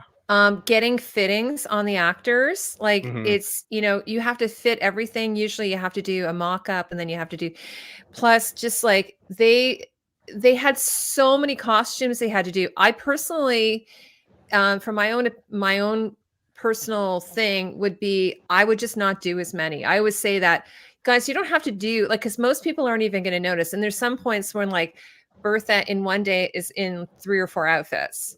Yeah. And I'm like, would most people really notice that she's repeating? Like this, the sisters, like Ada, you know, this is Ada here. Her and her sister Agnes, they do wear their outfits more than once. Isn't this gorgeous? So this is actually a reproduction. Now you said with Dinton Abbey, I call it Dinton, that you said that they bought a lot or rented. They rented a lot, yes. So I understand that's a choice, but is that like not available? So like I understand they have a costume designer, a very talented one, but like would he rent? They probably I don't know why they made that decision.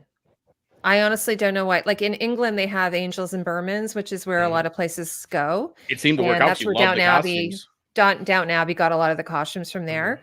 But you know, this is an American show, but they could have gone over there and rented. Because renting some of them would alleviate some of these, and they could have, like you said, for the lesser. I don't know. Yeah. So this one here again, like this is, I think Justin and I given this to you. So the one on the right is an actual historical gown, and the one on the left is the reproduction of it. I like the. It's never gonna look as good as the original because they're not using the same types of fabrics. They're using modern fabrics, and sometimes even if they are silk or silk satin or brocade or whatever, they're always going to have that modern like techniques that they're using. It's never going to be as gorgeous. Like somebody put in the chat earlier that like some birds were like went extinct because of like, you know, the materials. So it's like probably they did for real. Like they were talking about with the feathers. So like it's a more savage approach. So like and in this case, I mean, I'm sure they would have used reproduction in some cases, but like so for instance, this dress on the right, again, like even the fitting, like you see Gladys on the left, as someone was mentioning, she doesn't have much of a bust. So everything is sort of like puckered and everything. But again, that's a construction thing. Also, when she's sitting, it tends to shift up. So, and that's a mannequin. They don't have the time. They just don't have the time to make sure everything fits beautifully, that they have the proper foundation garments, that everything is like, you know, these women, this is what Eric was telling me back in the 1880s, women would have gone, if they were women of means, they would have gone over to England or to France and gone and to the design houses and purchased all of their gowns from over there. And if they were new money, they would have started wearing them right away. But if they were old money, he said they would have held on to the gowns for like a couple of years before they started wearing them. Isn't that weird? Because it would have been considered gauche to start wearing them right away. Oh my God. It's like, like it's too tacky to wear something in 1880 if it was made in 1880. You have to wait till 1882. So, you know, I think like they're really, really trying. So I am trying to cut them some slack. So that's why I think it's a little unfair to say, oh my God, the costumes have been trash. I mean, you know, come on.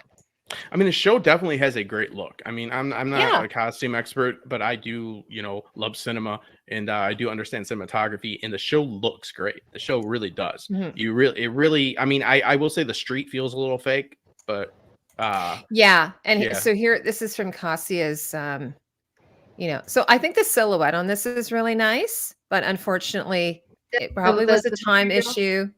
They couldn't get the weaving of it. The color doesn't kill me either. Yeah, some boning in the dresses. Pale. They're all so pale, like most of these actresses for the most part. Yeah. Very fun. I think maybe she was thinking because her daughter is in sort of this mauve color. So, or what was that color called? It would be like a lilac. Maybe they were thinking that, I love that. Here, stick this glove on and see how that looks. So she's sort of like, she looks very scared. Like, she looks like being hostage. Okay. You know that Miss Astor, she wore like white and gold to the opera. Mm-hmm. Yeah. I have to find a picture of her. Imagine this dress done in the style of the House of Worth dress in white and gold. Yeah. Oh, by the way, here. So isn't this interesting? This is the actual printed panel. It's beautiful, and I would love to have a modern dress made out of it, but not for the 1880s. But when we see similar colors, wouldn't it make sense that there'd be similar colors because the season, like? I have to find Mrs. Astor. You know what I mean? Like when we see these similar tones, like wouldn't that make sense? That the tones. Well, it is supposed to be. It is supposed to be the spring, right? Yeah. So they are going with very spring-like colors, like the yellow. Everybody looks like they're going to Easter I guess she's sort of thinking, okay, we'll have Marian in yellow. We'll have Miss Winterton in Mr. Winterbottom. apricot. Oh, I just made some apricot cookies. Gladys in lilac and mauve. Bird. And then we'll have Ma Russell in this sort of seafoam green color, I guess.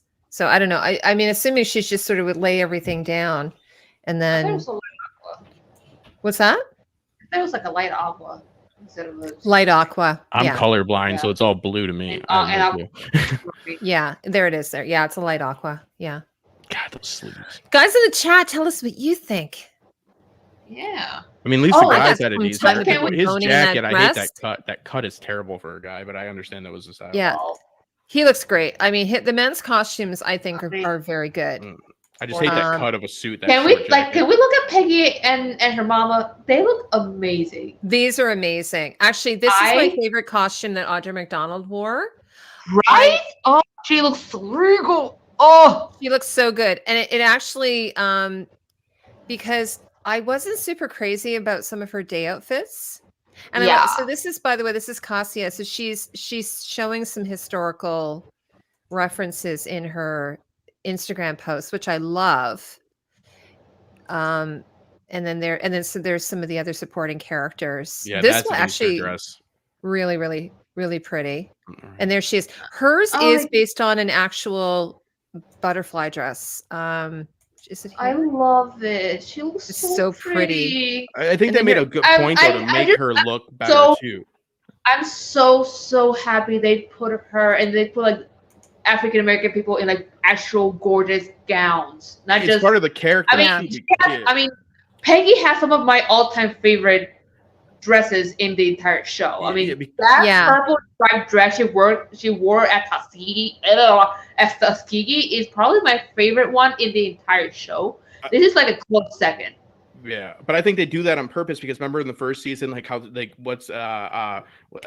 they try to give her shoes or whatever, like so like it's a statement that like like, they are established. Like, so like, like. Can I just say, by the way, this wardrobe lady here, I love her outfit. What is that? This got it going on. She's she's comfortable. This is how I imagine you wearing when you were working in costume. You're looking like the most adorable, hardworking elf. This is probably very close to what I would dress like. I used to wear little ankle boots like that, and good support. Like I'd always wear. What is around her though? I had a pair of khaki, but I love. She's got like a little tabard with all her pouches that she can keep all her things in. Okay. I used to wear like a little apron with all my stuff in it. But yeah, it's really anyway, guys. I don't know where there is an actual historical precedence for this gown, but again, it's printed, right? It's not like woven. Yeah, so, but at least in this instance, it's okay because it's dark. You're not in the bright light of the opera. It's dark. She was on. They were on that. It was on a rooftop, right? She was on a rooftop. Yeah. So it could the print was better hidden. Plus, it wasn't as obvious because there was paint tool over it to like mask it. Exactly. Yeah. So it helped hide the print. Well, can we talk about Peggy a little bit? Can we talk about? Let's talk about. Peggy. her and her boss. It's a little bit of annoying story thread to me. I don't really much care for it. I don't know. I mean, he's fine as hell. Like, I get it. It's just that she keeps getting jammed up, and it is what it is. I mean, I'm not saying. Oh yeah, we should. We'll talk about that after Natural. We'll talk about the lady who designed the Brooklyn Bridge, which is so cool because I didn't even know that. I didn't know any of that stuff. Mm-hmm. Okay, go ahead. What do you want to talk about, Justin? About the boss? Well, what you think about? I mean, the story thread. I mean, it's like fairly. I mean, it's interesting to definitely, like I said, this series is taking steps to show like the civil rights movement at the beginning of it, and the like not just progression, but like how things don't just progress; they get kicked back, and like we're seeing with Peggy. I think that's done really well. But her boss, I don't know. I mean, obviously it's a realistic situation, but it's just like, mm-hmm. I don't know. I think they did a good job of paralleling Marian. Like they did a good job. Okay, let's wind this up. Marian saying to douchebag cousin, "No, I will not be called your dead wife." And this, if you think about it, I don't think you are happy with it either because she's still on the wall at your house. And then for Peggy, then also to end it with her boss. Her mother's been kind of like, what's going on there? Like, is something being shamed for it. She already had the situation with the child. And now this, but do you think the boss is? I mean, he seems to be. I don't know. Like, I get it because it's realistic. Like he's a good guy, but he's also not a good guy, right? Like he is, not acting appropriately. To be fair, but I get it. That happens. Hello, I want to. Can you tell us how to say your name? I don't want to say your name and not say it correctly. Og. Babel. Anyway, you can tell us how you say it. Anyway, welcome to the stream. It's very nice to have you here. Oh, hey, Ro. How are you too? Hello, my friend. So glad Papa Scott is forgiven. Yeah. Well, that's a different Ro. That's Ro. I thought you were my friend Ro. But it's nice to see you as well. Welcome, everyone. Welcome. I think the dad is forgiven. He's redeemed, and I love that story about him protecting her. That was such a good story. And then you see him sitting in the room alone after that. I thought that was a really poignant moment. It was really emotional. To see you see the young man there, but he's old and he's sitting there and he feels helpless. And it's like he wants to help his wife. He wants to help his child. We all want to help people, and we don't always do it in the best ways. And I don't think the boss is like a scumbag or anything, but obviously. It's like he's jamming her up, like he's jamming Peggy up bad. And I'm not saying it's all his fault, but with the job now, she has to separate herself from that. I mean, I get it. It's drama. It's a show, but I feel like, I don't know. It is what it is. I guess. I think they wanted to wrap things up this season and just be like, okay, that's the end of that storyline. And I guess she'll still have her job with Agnes. Like that's been, saved. Yeah. So, and then that'll open up things. So she's gone from the paper. She quit the paper. I don't remember that. She quit the paper. Yeah. See, that's what I noticed. Yeah, that sucks. There's something about this show that's a bit odd to me because it feels like they start storylines and then they resolve them one quick and two without much loss. Yeah. Or because this is supposed to be a melodrama. This is a period melodrama. And yet you literally had like a gift wrapped melodrama of a woman falling in love with her married boss.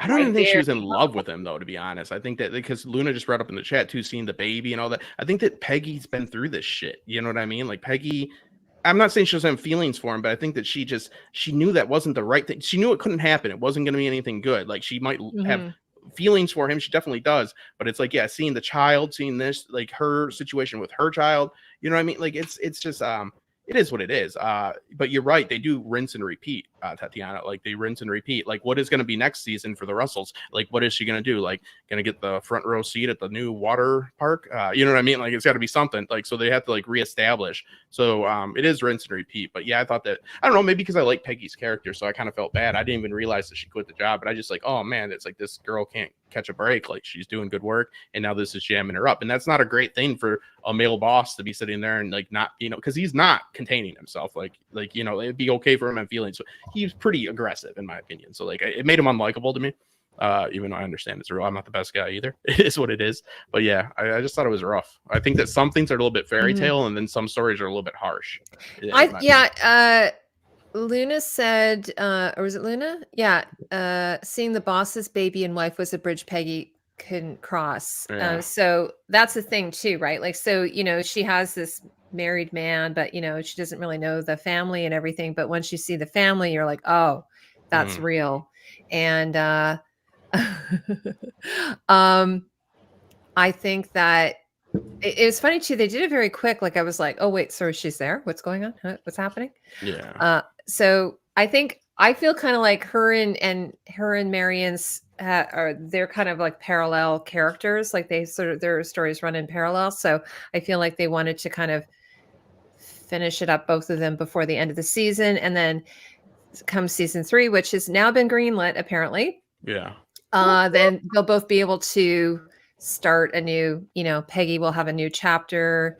Marian will have another chapter. I mean, I guess she wants to be a teacher, which is weird because she's never gone to school to be a teacher. It doesn't matter. She's got money. She's a white lady with money, and she's a watercolor teacher. She's a teacher, okay? My friend never does not have a degree in education. She went to school for theater. Okay. She is a hell of a teacher. Yeah. And she is teaching as what is basically the equivalent of an intercity school here with very in a very bad neighborhood. But in a rule, as a rule, you would because there's exceptions to that. But as a rule, you would like a education, some sort of certification. But I mean, because usually you can become a teacher if you have a degree. It could be in theater, it can be in anything, but you still have a degree. I have a master's, so technically I can be a college professor. Yeah, if you want to be broke, you can become a teacher. Like it's something very, you can do it. You can go to school for a long time, and then in Canada you get paid really well as a teacher. In the United States it's terrible. My buddy's a teacher. Tell my friend that forever. You get paid very well. It's as unfortunate. a teacher in Canada. We should probably pay teachers well. You can become an elementary school teacher with just a degree, a BA, and then if you want to be a high school teacher, you have to go to teachers college and then get an MFA. Yeah. Yeah, they're paid short. But I do agree with the parallel storylines. Just to finish up that they do, because like they both have their images hurt, their reputation, right? Like these are things that they have to be careful of. And now it's more so Peggy, but same with Marian, because even Ada or Agnes says it now twice. You can't screw up again, right? Like you see the mom with Peggy like really being the journalist. She's like, I didn't see anybody else credit on there. It's like, shut up, mom, shut up. You know what I mean? Like so stuff like that. Maybe Peggy will become a self-published author or something like that. She's working on. So I think that I'm thinking though that maybe Marian will go off and decide to, like, now that she's going to have Ada's in her corner. Ada's going to have the money. So maybe she'll she will go off, like, because she's just teaching watercolors now. Maybe she will go and become a teacher and get, because even like Anna Green Gables, Peggy saves, or Peggy helps save. Because even Anna Green Gables, she actually does, become a teacher. Yeah. You have to, I think they have to do a series of tests and things like that, right? Yeah, it's a good point though, Heidi, because it's like she teaches watercolors. Like, what was she subbing for? Because she was only teaching watercolors, and then they're like, "Can you do our science class?" I'm like, "What?" You know what I mean? She's an educated woman. Like, I'm not saying she's not. That's fine, but certification is important. Yeah. But I think she, like, what is an educated woman in 1880 though? Like high school. Yeah. So she knows how to read and write and do math. Yeah. But I mean, like Anna Green Gables or Laura Ingalls Wilder, to become teachers, once you graduated from high school, you then had to do a series of exams. Okay, so there was a certification process. There was a certification, and then you can go on and be a teacher. Now she's teaching watercolor, so that's like, arts and crafts or whatever. Mm-hmm. But she's sort of been sneaking doing it. I think she legitimately wants to do it. I think she wants to be a bit of a career woman. Isn't it funny though, Heidi, that it's like, want to be wild now that Ada's in charge? I could go off and be a teacher. Yeah, exactly. That's what I mean. Crazy. Like, I mean, but okay. By the way, and before we go on to others thing, one of the things I absolutely loved in the last episode is the way Christine Baranski, Agnes, completely eviscerated Oscar Yeah. for like 5 minutes straight. Like, oh, honey, that was nothing. That's how you know she white, she rich, and she a gringa. Because if it was my mother, if he was I can't name one thing he's good at. What is he good at? They wouldn't find the body. They would not. He's good at drinking. The body. He's a very good dresser. He's charming. Yeah. No, he is. He's probably good in bed. I guess. Who? What was that? Yeah. Oscar. Oh, just asking me what Oscar's good at. I said, I'm sure he has. He's nice. He is compassionate. He's a nice, compassionate guy. And yes, there was women's college. We're not talking about if there's women colleges. We're just talking about what was the certification for teachers. Is what I was wondering. Because obviously there's women's colleges, but like she would, because I think she only has. I think whatever she would have had, whatever a young woman would have, which would be probably high school. I think. Most men of means of that time didn't really have like things to do or specialties. Yeah, like just like Larry, even though he's a lawyer, but you see him kind of like being like a little wanderlust right now, and that's what I meant. He's gonna be a venture capitalist. Well, you were saying Oscar was a banker, though. Wait, he was a banker. Oscar worked as a banker. That's what was established. Wait, Larry was a lawyer. Wasn't he an architect? Wasn't it the whole thing with the first half? He's an architect. He dabbled in architecture because he's a lawyer, Marian, though, just like Marian, he can do whatever. He which anybody that is very true for that time. Like every president was an architect, I think Oscar could have that would be great. He should start a gay club. He would probably be a good club owner. I said last stream, I said how I think that he's a good companion, even when it's not honest, because he seems like a guy that cares. But it's just, I was very disappointed because I felt like they just made him he got rolled over for this storyline. It's my point. Like they crushed the character. Like remember Tyrion doing stupid stuff in the last season? It's not as bad, but it's a similar type of situation. Yeah, Larry went to Harvard, and Bertha asked him, "What did you learn there?" He's like, "I got drunk." Yeah, she's all he was a little bit of a partier, right? Yeah, he was drinking champagne with his buddy in a tuxedo in the morning on a Tuesday. By the way, how late? But how late do they serve dinner in the 1880s? Because they go to the opera. I mean, it kind of reminds me, I guess, of like an Oscar party. So you go to the Oscars. The Oscars, they start the Oscars at about 8:00. It ends at 11, and then they go to a dinner and a party, and then I think they're at the party till like 6 or 7 in the morning. I guess that's what because I was like, how late are they? She's like, oh, that was delicious dinner, and it's like 7 or 8 in the morning. Well, think about like going to a concert, Heidi. I mean, this is just more formal, right? Like it'd be the same type of deal. Like it's like how we go out to breakfast at like a diner, but it's not. Yeah, that's true. Yeah, right. Yeah. Can you imagine? It would be, and then she like kissed Larry, and like they've been up all night partying, and it's like. They probably both have really bad breath. Drinking champagne. Yeah, they're brushing their teeth with like cow fat or something. Or whatever. And then you got the butler assistant answering the door. Get out of here, kid. Yeah. Oh, by the way, I'm going to invest in a little bit of tuberculosis flaring up. It's just just a good old time in the 1800s. It's like, oh, I died. Yeah. I got a cold. I'm dead. The other thing that bugs me is when she lifts up her skirt. Like I want to look that up, but I don't feel that was a thing. Tatiana, what do you think? About when they crossed the poopy road, they crossed the street. I think it was. I remember. They're really gross. I mean, they'd have loops. They'd have loops, maybe a wrist loop. Probably, but again, I mean, she's tired. She just was like, you know what? Fuck the loop. I just need to go home. I would also, the other thing I was talking when I don't know what Eric knew about this, but I was asking Eric, would they really walk across the street? I think a carriage would come, pick them up, go around the corner, and then Bannister, he walks them across. He'll ask. I think they would walk across. But you're right. It does seem like a to-do. Remember, Marian is everywhere. There's dead horses too. There's horse shit everywhere. Yeah.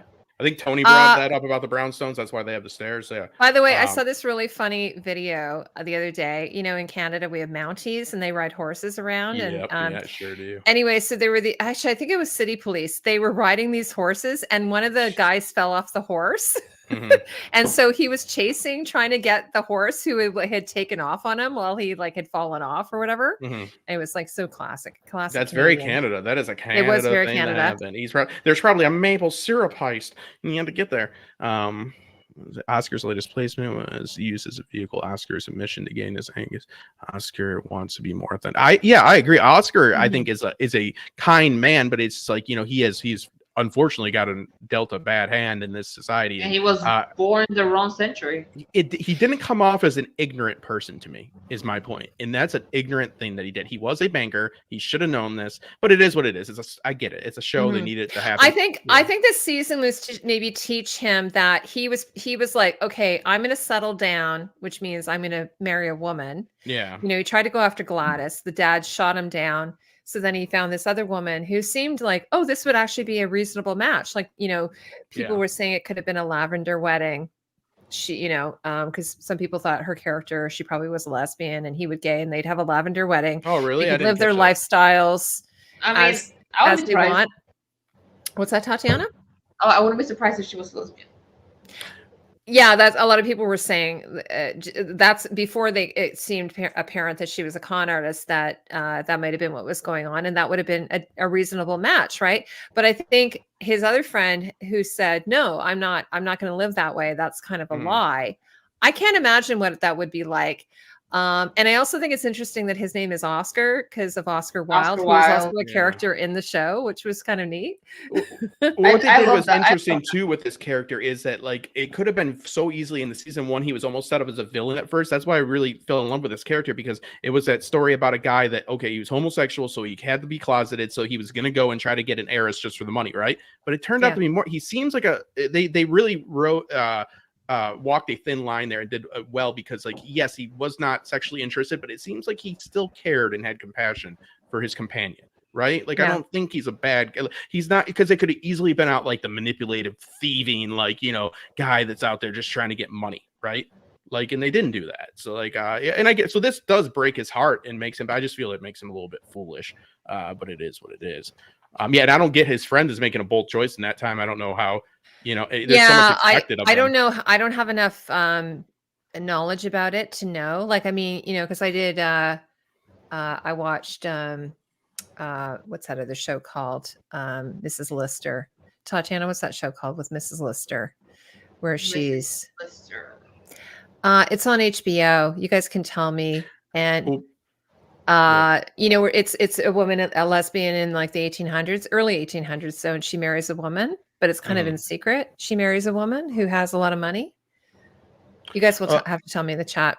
Well, yeah, but I think what's interesting too is that like now that the money is coming, like, so there might be, because like the big thing with that, like his buddy had money, but he didn't come from the esteemed family is what I'm getting. I don't really background, but he doesn't seem to come from the same name, right? That Oscar comes from. So that's a big driving force. So now that money is gone because of him, and now there's that she got some of that sweet pastor money that's been rolling around, marry a priest. They're always flush with cash. That was the best wedding ever. Someone, by the way, said, and I thought this because I hadn't seen the episode yet, but someone said it might be Levi's. That's the company that Luke's family owns. He had a sore back and he was dead in 2 days. Like, it's like, it was cancer back then, so that meant cancer of your whole body, probably. But like, that dude died quick. Yeah. Like, quick. So Gentleman Jack. That's what. So, I mean, because that's based on a true story. Oh, Tatiana, have you seen that? Oh, of course. We did a video on the first season. Did we? Oh, okay. Oh my God. Well, no. What I was saying is, so that's an example of a woman who is a lesbian living. Suzanne Collins? I don't know. Is Suzanne? Living in the early, because that's actually like 1830. So I mean, and there's two women who lived together and they dressed up like men apparently as well. Like Ann Lister actually dressed up like a man. Yeah. And so there, I don't know, like they would have found a way, but it would have definitely it would have been frowned upon for sure. Oscar does not have that choice with his alliance to his doesn't. Family. His mother doesn't have a clue about him. Yeah, she seems to be somewhat perceptive about people and like surprisingly, right? So I wonder if it's that she's just so much set in her ways that she's like get on with it type of behavior, maybe. What do you think about this? That girl coming back because she didn't really want to be a part of the scheme to him next season. I don't know. I think she's gone. Tatiana, what do you think? Maybe I'm just a sucker. I'm like, she's still good. I think she's gone. Like, she's supposed to be, her character was supposed to be from France, right? Yeah. Originally.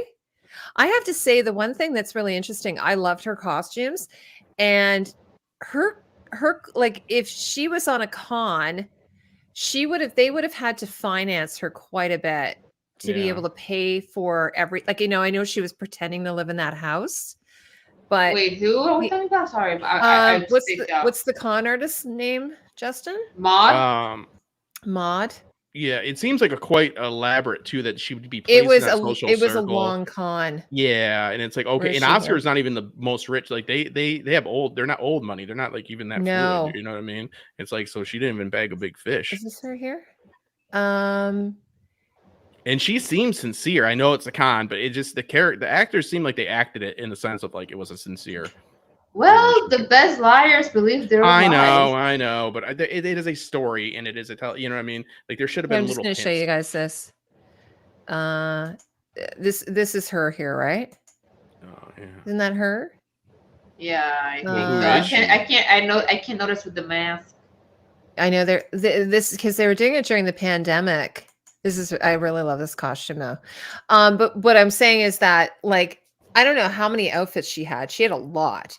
And to be able to finance that con, that would have been pretty crazy. Yeah, like what if she's like, I got to get this done in a week because I have 6 dresses left, right? Yeah, exactly. That dress is gorgeous. Beautiful. Yeah, I think she's pretty. I'll trust her. It's fine. Yeah, this is so funny. Look at this hat. And then she's wearing the mask. I love that the mask is blending into the shirt. So it does. I know. It's so funny, huh? The mask makes her look more sinister, though. Like, I now I see the thieving with the mask. So I don't know how many outfits she had, but she, so for, let's say, we can see Marian's underthing. It's possible that she, if she's doing this con over and over again. Wait a minute. She would just recycle the outfit. Oh, she's not wearing a chemise. That's what I was gonna say. She's not wearing a chemise. The fuck are you doing, woman? No, I know. Not even a corset protector, girl. This is one thing. Like, so I saw this one scene where they're sitting around. Hopefully I can find a picture of it. Well, Oscar should have noticed she had that new technology. He should have invested in that phone. I don't know where it was, but I saw maybe it was on. Mrs. Fish was hilarious this season. It might have actually have been on what's her name? Her Instagram. Nicole Brendan, Meryl Streep's daughter.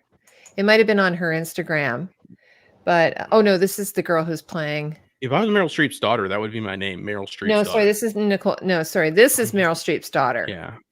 Louisa. She's really pretty. Yeah. She's so pretty. Like, she looks so much better, I think, as a brunette. Yeah, she's like Amelia Clark, in my opinion. Way better as a brunette. So there's one of her dresses there. It was really kind of weird looking. But there's I saw this picture that she had posted on Instagram where she's not wearing. They're all like kind of sitting around wearing their costumes. There's the same costume here. Oh, that's that street. Can I see that? Can you go back to one? Yeah. See there, she's walking along carrying her dress. She's in like no other things too. Have you ever looked at her IMDb? Louisa Jacobson? She's in very few other things.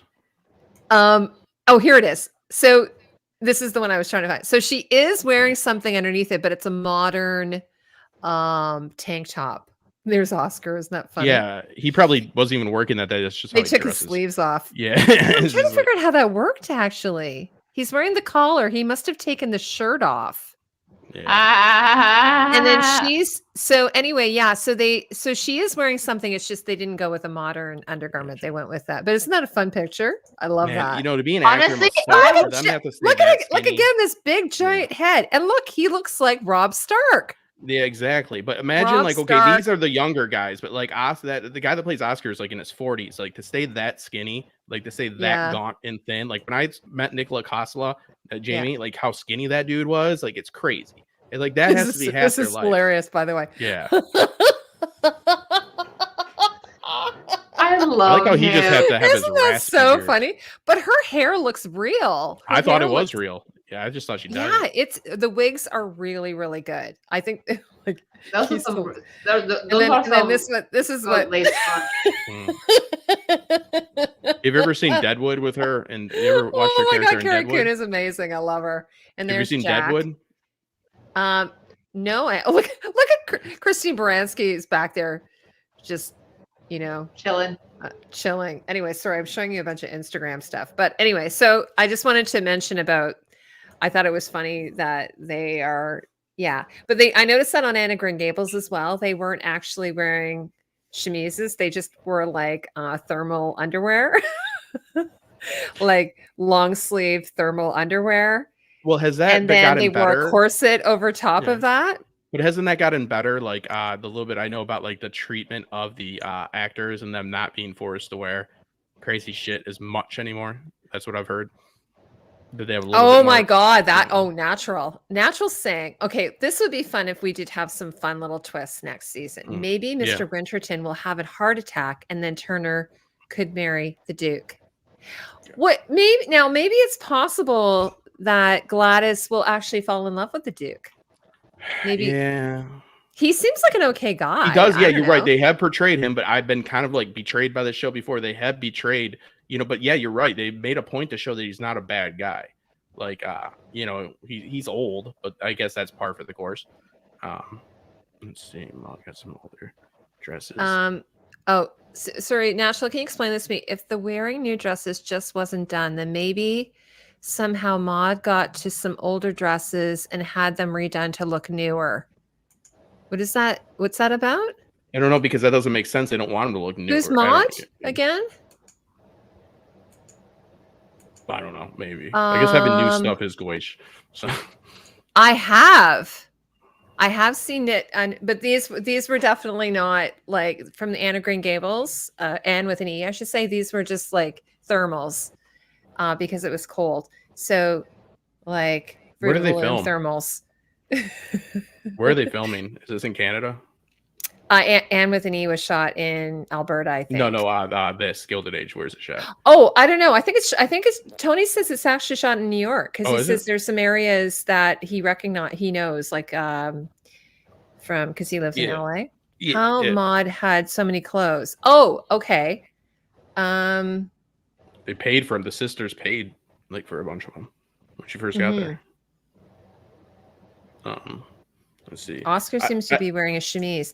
Oscar actually, one of the things I noticed is, and this is something I did another show. Maybe it was the.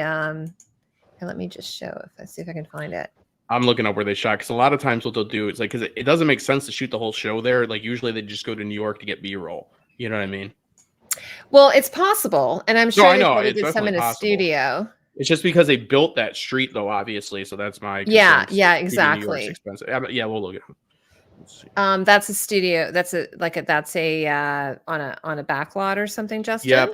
Yeah. Okay. No. So Tony's right.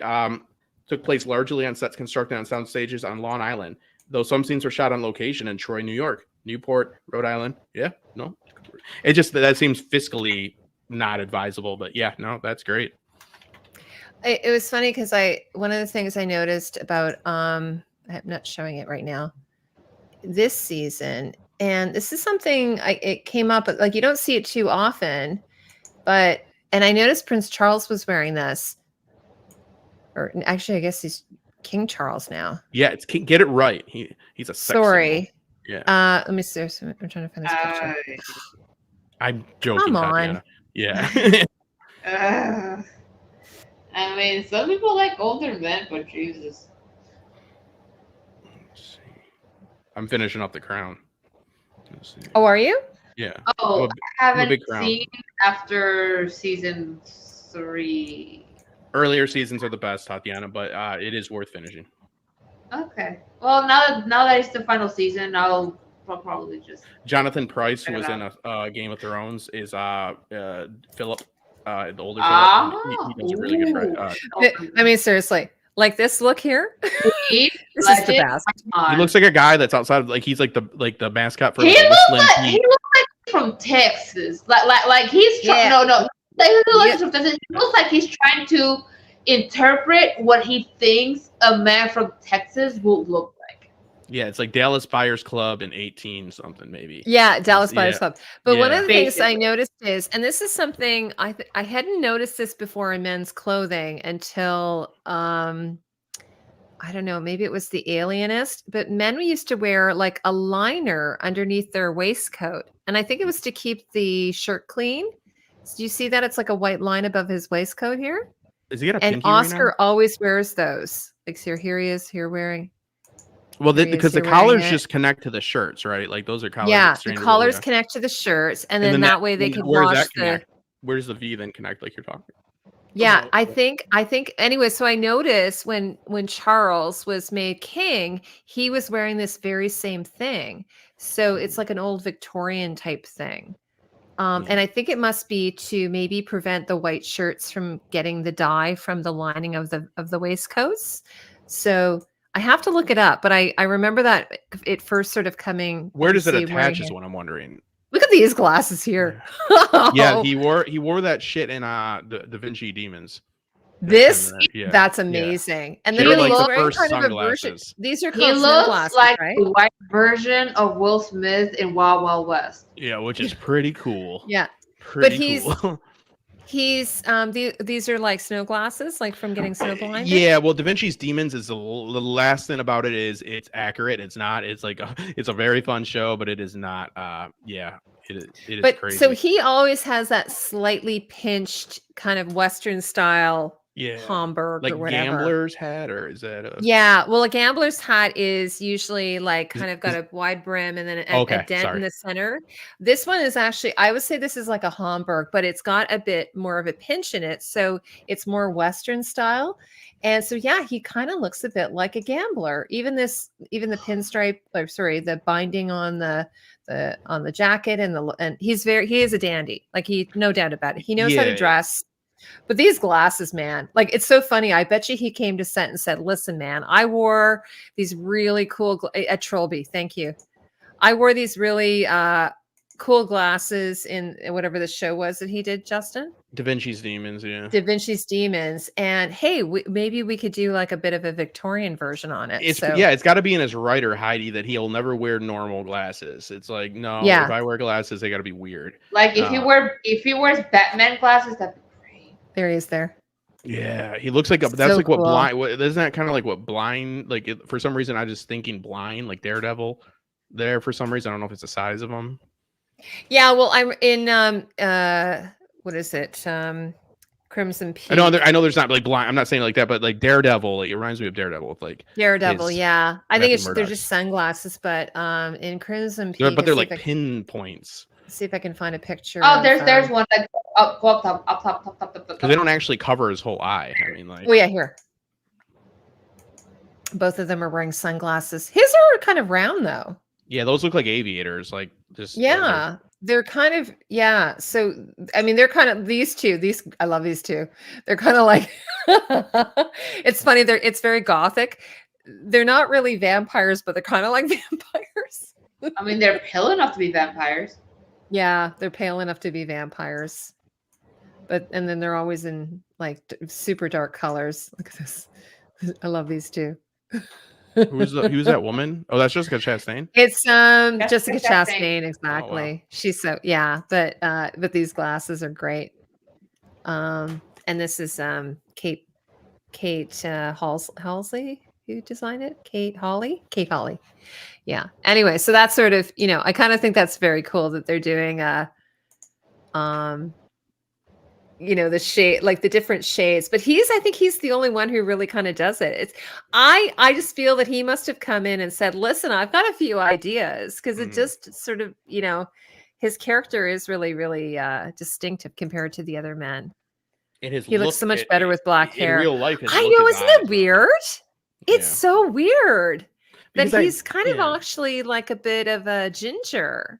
Yeah, it looks weird. IRL, but he looks so great as a brunette. And so who haven't we talked about yet? Pretty much everybody. Let's think. Agnes and Oscar. Who else does he saw a hipster yesterday? Oh, you know what? And Natural's teasing me by saying that she saw something similar in the Murdoch Mysteries. Never seen Murdoch. She knows. No, because she knows because my nemesis is the costume designer on that show. So wow, you hate him that much? We went to theater school together. She's kind of like, yeah. And yeah, we have a really weird history.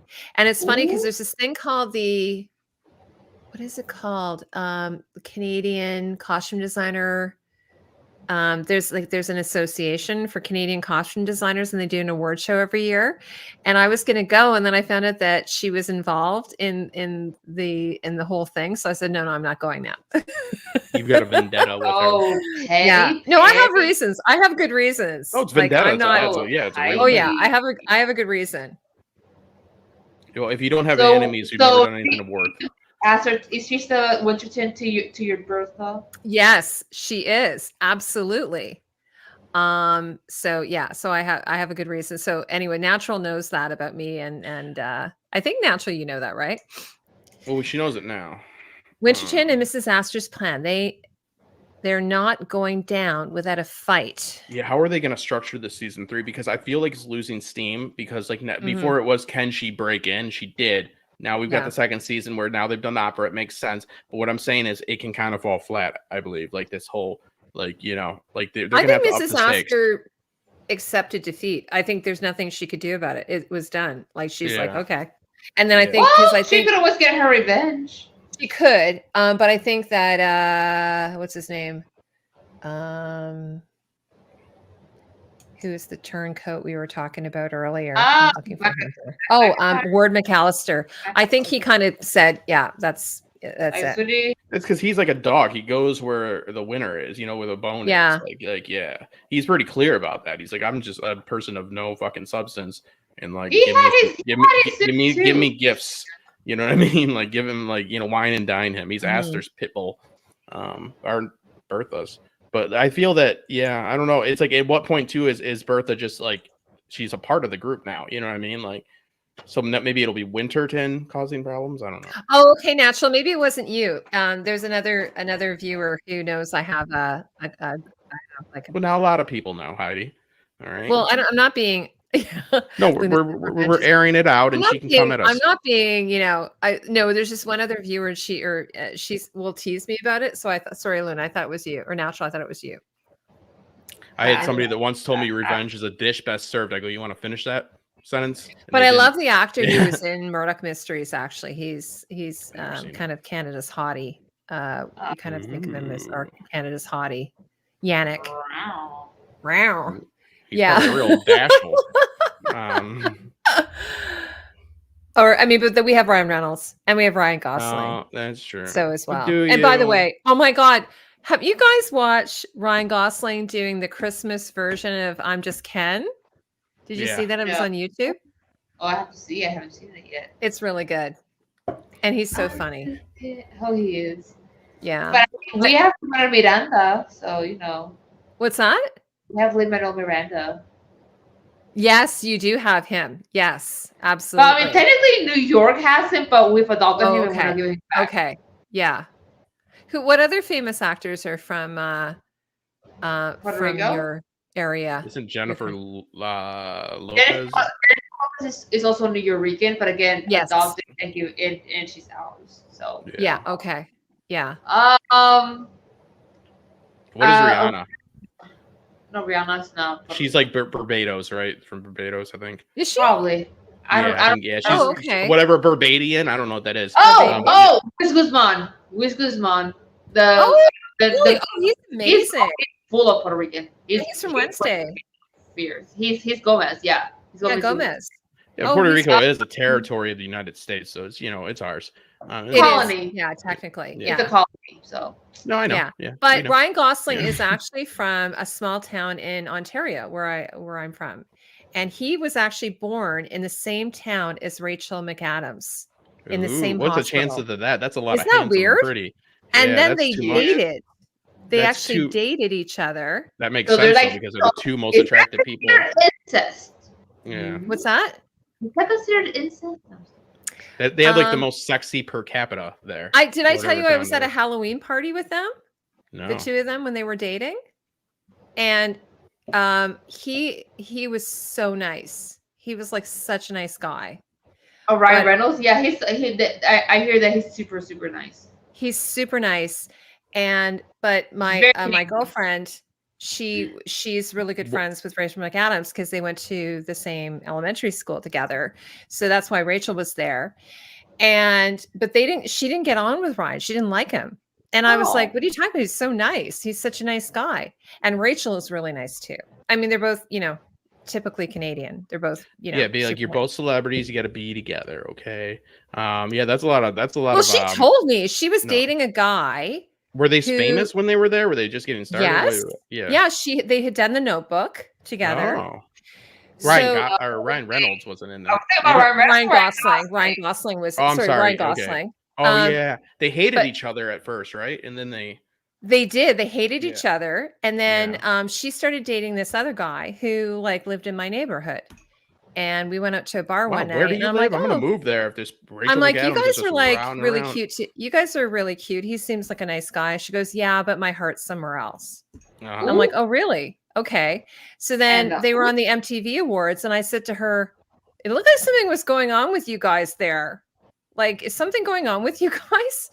And then she didn't and then sure enough they were. But she was also dating this other actor as well. We went out for brunch one time together with him.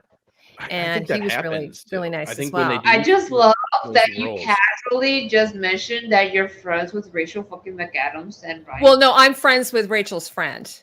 And so we were just happened to be, going out together, because I just got invited to but my husband's favorite story is that Rachel came to my house one time and my son was like 3 years old and she was hanging out in our living room and my son decided to have a big crap in his pants. And he basically held on to the ottoman and just took this big poop in his pants while Rachel was there. She's like, was that Hollywood enough for you, Rachel? Yeah.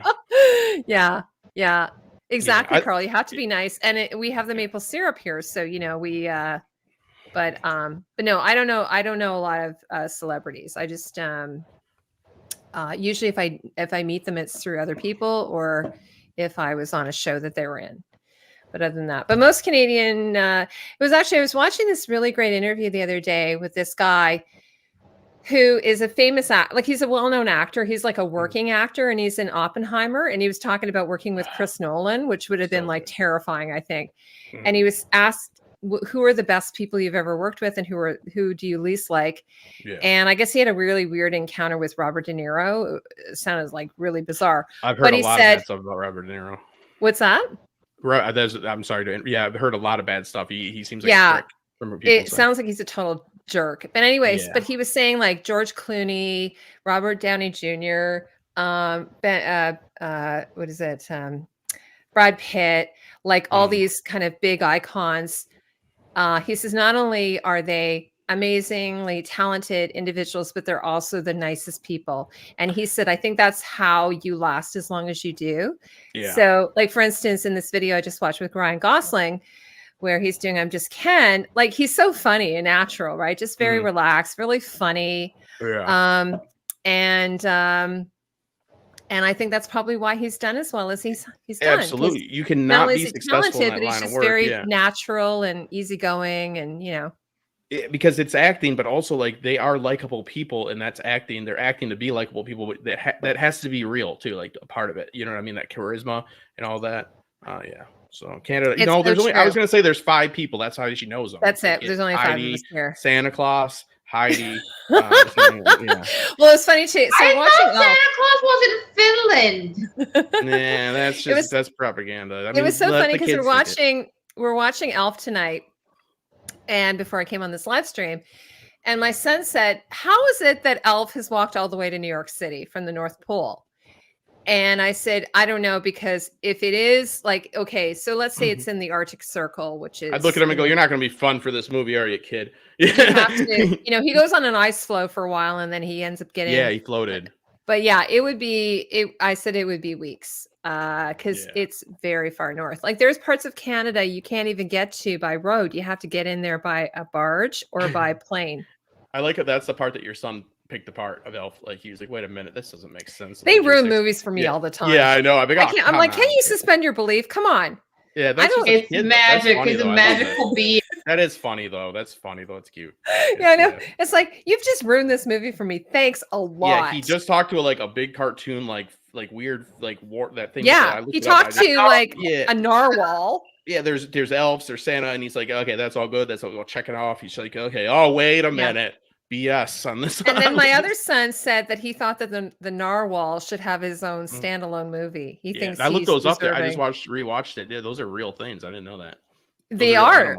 It's crazy, huh? And people used to hunt them for their horns. Yeah, like a unicorn horn. That's bad news. Yeah, there's a water horns. Yeah. I don't know. I mean, they might have used the rest of the how they hunted whales, but they would hunt them for their horns, and I don't know what they would do with them. Make them into giant swords or something. Probably horns. Spears. They just stupid things that rich people had. Jessica Biel. Yeah. So J-Lo ex-husband, the one that married a Miss Puerto Rico, Mark Anthony. Yes, Mark Anthony. Yeah. Not the Cleopatra run. Not that. Is it Mark Anthony or Mark? It's Mark Anthony. It's Mark Anthony. Right? Mark Anthony. I don't think it's Mark Anthony. Sorry, that's another Mark Anthony. He's also Puerto Rican. Yes. But yeah, he's adopted. Although we have since divorced from him, we have emancipated from him because he's a douche. Oh no, really? I think just divorce over douchebag. I think that they have twins, don't they? The Miss Puerto Rico that he married, he abused her and drove her into a massive depression. Yeah, that's never good. Wow. That's I guess I don't know, but I guess that sounds bad. So yeah, that's the one they're talking about is Denise King. No, Dayanara Torres. That's the ex. Yeah, she was in the universe. Really, Carl is like so. Oh, it's medicine as well. Anyway, when I saw that cute little narwhal, the thought of them being hunted just made me kind of sad. It's just so awful. Do you know if business leaders continue to further invest in the Brooklyn Bridge woman architect? Oh, do you want to talk a little bit about this, Justin? About the Brooklyn Bridge lady? All I did was fact check it. It turns out to be somewhat, for the most part, it's true. Like that is. My understanding though is that they didn't acknowledge it publicly. I'm saying her Larry being a part of it was true. But no, there was no Larry there. I don't know. It is still. I'm not saying it didn't happen, but it's still unclear. I didn't look too much into it. I just read one article, and they showed the picture of the woman and all that. Like, it's unclear the exact details of that, and if she did anything else, because that's what I'd be interested in. Because she should be somebody that should be used, because that is a male, even today, a very male. It doesn't need. Yeah, you don't need to force things to be one way or another, but everybody can do things, and that's cool to let them know. I think it's a cool story. You know what I mean? I'm not one of those people that's like, oh, there's got to be more people doing this. It's like, no, if you want to do it, you can do it, though. So that's cool. Everybody. Yeah, because my father and my grandfather both worked for a company called Dominion Bridge, who made most of the bridges in Canada. Mm-hmm. And my grandfather was like in management, and my father was a draftsman. And my dad used to take me to the plant, and I have to say, there were never any women, none. Like it was all men. Yeah. So, and that would have been in like the 70s. Yeah, so I can't even imagine what it'd be like in the 1880s. Yeah, we lost Tatiana. Yeah, as a white man, I will say that it is something that I do try to think of, even though I don't try to push like anything. It's like I grew up with seeing people that look like me doing things. So it is, as long as it's somebody that did it, you should have them show, because it is true. So just shine some light on it. It's like, you know what I mean? It's kind of cool though. It's kind of a cool story. And again, I kind of appreciate the show is doing that, because even if the show itself is, a little bit superficial, a little bit, drama or what have you. My dad did. Well, at least in Montreal, he worked on a lot of the bridges in Montreal. But So I'm very proud of that. And we used to call them daddy bridges when we were kids. We would go like, there's the daddy bridge. Well, in Australia, everything's called Batman Bridge. But anyways, what you're saying is true. It's like because a lot of worlds do this. Like the story is fictional, meaning the characters' story threads, but they live in a real New York, a real time. So it's important. Like it's nice to inject real things. You know what I mean? Like Boardwalk Empire did this to an extent that like there was real people. It was mixed together. You know what I mean? It's always best to have your characters kind of be fictional because then you can, you don't have to play it fast and loose with history. I think it's always better, like for medieval dramas, for you to have fictional characters for your central characters and then have them exist in a real, medieval England or whatever it may be. So yeah, I think that is they did the same in The Alienist. Justin, I don't think you've seen that, but I've not. John got me to watch it, AU Pack Meal. And so they did the same thing. So they had like real life people in it and as supporting characters. And then the main characters were made up similar to this, how they have, so probably George is based off of Jay Gould or the Vanderbilts or what have you. It's a mix of family.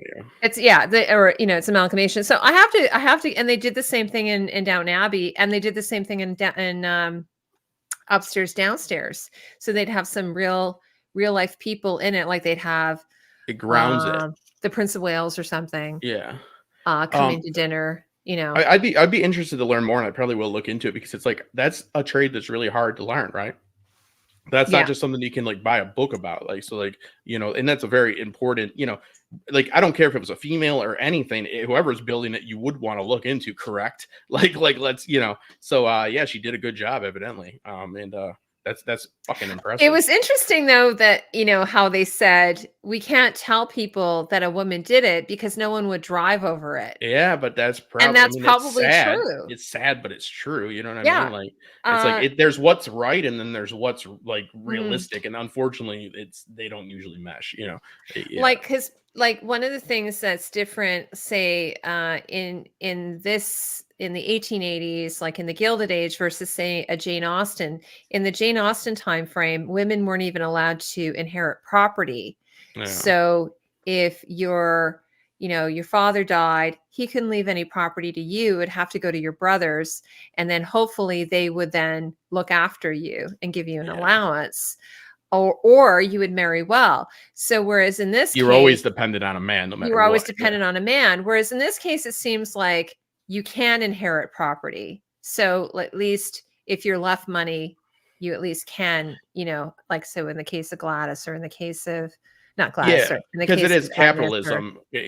So like it is that. So there's a social property, the social contract, and then there's so there's what viewed upon in society as being acceptable, and then there's what's legal. So definitely they can inherit stuff, but like money and stuff, but to make your own way it was just like this stigma of like women were moms, women were this. So it's like, like it, I mean, and back then that was even before they were blowing up the tunnels to make the railways, which were like they thought that was going to kill everybody. Like, you know what I mean? Like, so this big thing, that's a big, I'm still amazed by bridges. Like architecture is crazy. Like the way bridges are so cool. I have to say, like despite my dad working in it, I've always thought that they were really, really cool.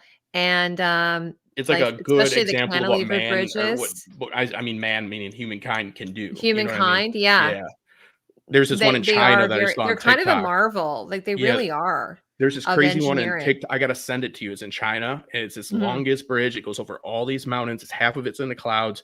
It's got a sway because it's crazy to me. My brother, my whole family does construction. I've worked on some jobs, and it scares me to sometimes see like what people and how much things weigh and like dead loads and all that. It's just like the math that goes into that and the balls to do it, for lack of a better word, but the balls to like go and be like, yeah, we'll build this, like, or we'll do this tunnel. Like I grew up in Detroit, so we went to the tunnel to Windsor. You know what I mean? That's insane. Yeah.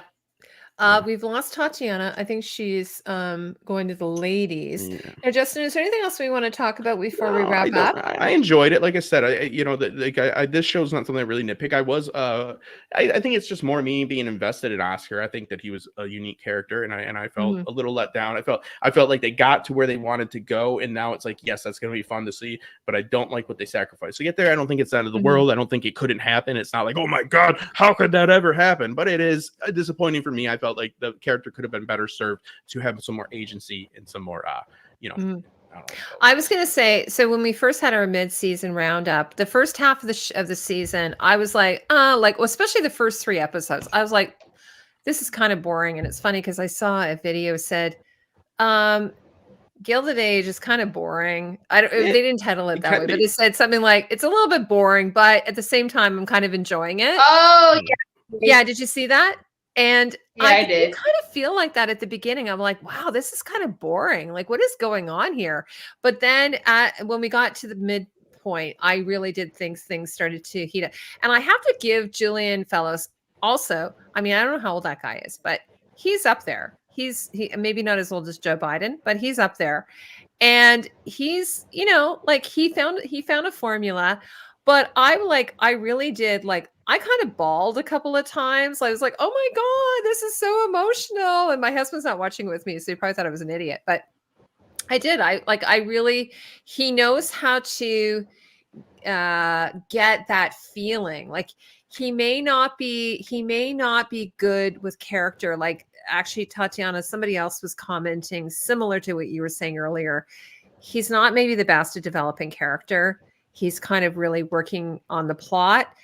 But he does know how to get those beats. Like he knows how to hit those, those moments. So the moment when Ada got married, for instance, and then her sister came in, last minute, oh my God, that.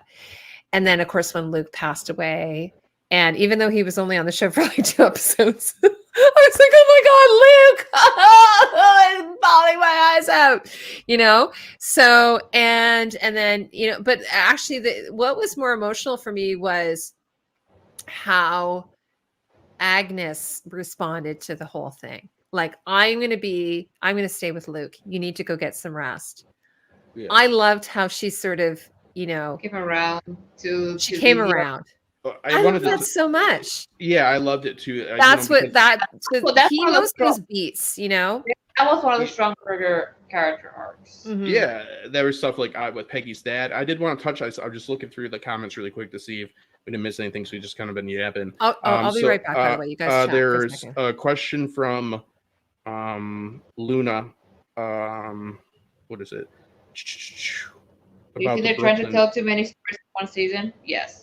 Top Shelf Edits. Do you know if the business leaders continue to further invest in the Brooklyn Bridge women architect? I don't know. What do you mean by that? If they the wife was known to understand the mathematics of it and all that, and she was the major person in charge of it. Are you asking if that helped or hurt women in there? I don't have any strict answers for you, but from what I know is that they did not reveal this for quite some time. So if your question is, did it jumpstart any type of movement to fund that education? From what I know, no. And again, I only read one article, so I'm not an expert in this whatsoever. I would think that now this knowledge being out there with the show and stuff like that would help things like that. And I think that obviously, I think people would invest in pretty much anything. I think that if a woman designs something now, I don't really think that would be an issue whatsoever. It shouldn't be, and I honestly don't think it is. But yeah, it probably did take a long. I doubt. I guess if your question is, could she have gotten funding? Probably no, absolutely not. Right? There's no way that would have happened back then. But yeah, it is. It's unfortunate that people's, this happened a lot with writers too, with women writers. This happens so much with women writers not being able to get credit for their work and stuff like that. So yeah, that's just damaging. It's just damaging altogether. I don't know the insides of the business of it or anything like that though. But yeah, it's a cool story and it's a fun story. Again, it was a partnership and she was, all we have is the story. And I tend, why I'm not going to say it's false, but we just have the story of she not only helped, but she understood everything. So, there is a partnership there and, she probably did learn from him and that's great. So, I mean, it's just anybody can do anything. So it's always a good story. It's not like, oh my God, how'd this boy from Mexico do this? Or how did this woman from, Rhode Island do this? It's like anybody can, you know what I mean? Anybody that has the opportunity. So yeah, I think that, I don't know if it added to any funding or stopped any funding. I doubt it stopped any funding. And I'm sure that it's used as we see it's come to the Gilded Age. So it's obviously being used as a, good mechanism to make that, prominent to help that cause. They put it in the show for a reason. That's something these shows can do. So it's I don't think there's too much prejudice against. I don't know. But that's a good question. How many women architects are out there? I don't know. I have no clue. Is there any other women that have built any notable structures? That's a good question. That'd be something I'd like. I'm going to look into it though. It is interesting. Very interesting. Yeah, I don't know.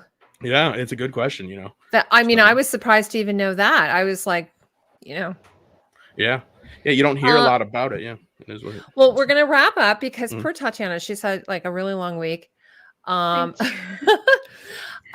just want to do a couple of things. So one, I'll get you guys to sort of just tell everybody about where they can find you and so on. Of course, I have your contact info in the description below, and then just a few things we have coming up. So do you guys want to any final thoughts on the show? Are you excited about season 3? Will you watch season 3? I will. I still, for all its faults, I still like the show. It's escapist fantasy fabulosity with fabulous costumes when it wants to be. When it don't want to be, it's like the fuck. But yeah, I like this show. It's comfort. And also, I did not get because there is a little bit of social commentary in it, but it's not like super heavy-handed. Not beating you over the head over it. Like it's not beating over the head. It is. There's some escapism. Well, with the African American storyline, it is more in your face, which it should be because it should be. That is warranted. But if you're showing African Americans in that time, that's gonna happen. But it's kind of interesting. It's not Bridgerton. No. Yeah, it's not Bridgerton. I believe in sincere showing of culture and stuff like that. I think it doesn't try too hard, and I think it stays within its realm because it is a white person writing this, right? Mm-hmm. Yeah, so a white British man writing. Yeah. Who's friends with the royal family. Good job. I think he is. I think he's good. Staying in his lane. Yeah. And Justin, you will watch season 3? Yeah, definitely. And Luna, yeah, I agree with you. I think that unfortunately, as we see Larry, he does out this, but that did not happen, as Heidi said. So yeah, unfortunately in that time they probably would have hired her because of her skills, but they wouldn't have out because that would be considered bad publicity. And that is a thing that's something that is important. And I do like stories like that, like stories that do showcase like silly things, women writers that didn't get credit, women architects that didn't get credit, anybody that didn't get credit. It's silly. You don't need to go and make a show and be like, who can I empower? But when you are able to empower people through your story organically, like I think they do here, because they don't take themselves too seriously. Yeah, it's cool. Yeah.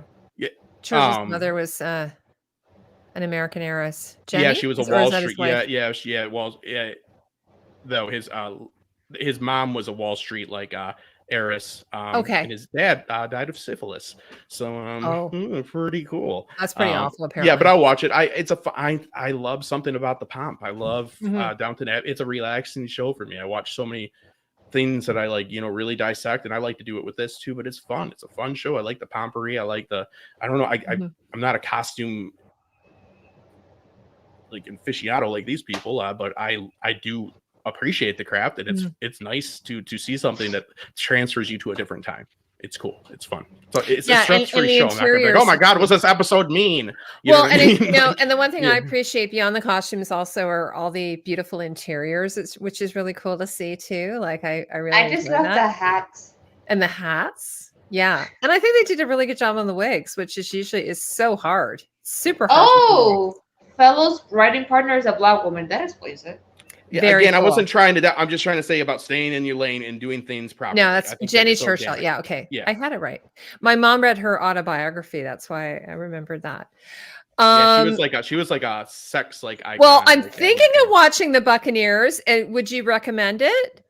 Have you guys seen that? The ads for it's super anachronistic, right? Like Our Flag Means Death type thing.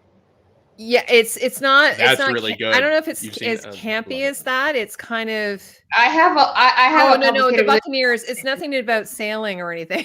That's what it says Buccaneers. It's about a bunch of women from America who go to England. Oh. Yeah. And I thought that too. Was like, is it a sailing? Like, is it about pirates? Like, what's going on? But it's not. What era? Okay. What period? So. Tatiana, tell everybody about yourself and where they can find you and so on. I am an actress. I am a Oh my god. Joker, an artist smoker. I am an artiste, a performer, and a mess. I have a blog. You can check my stuff out there. It's TatianaMelendez.com. Pretty easy.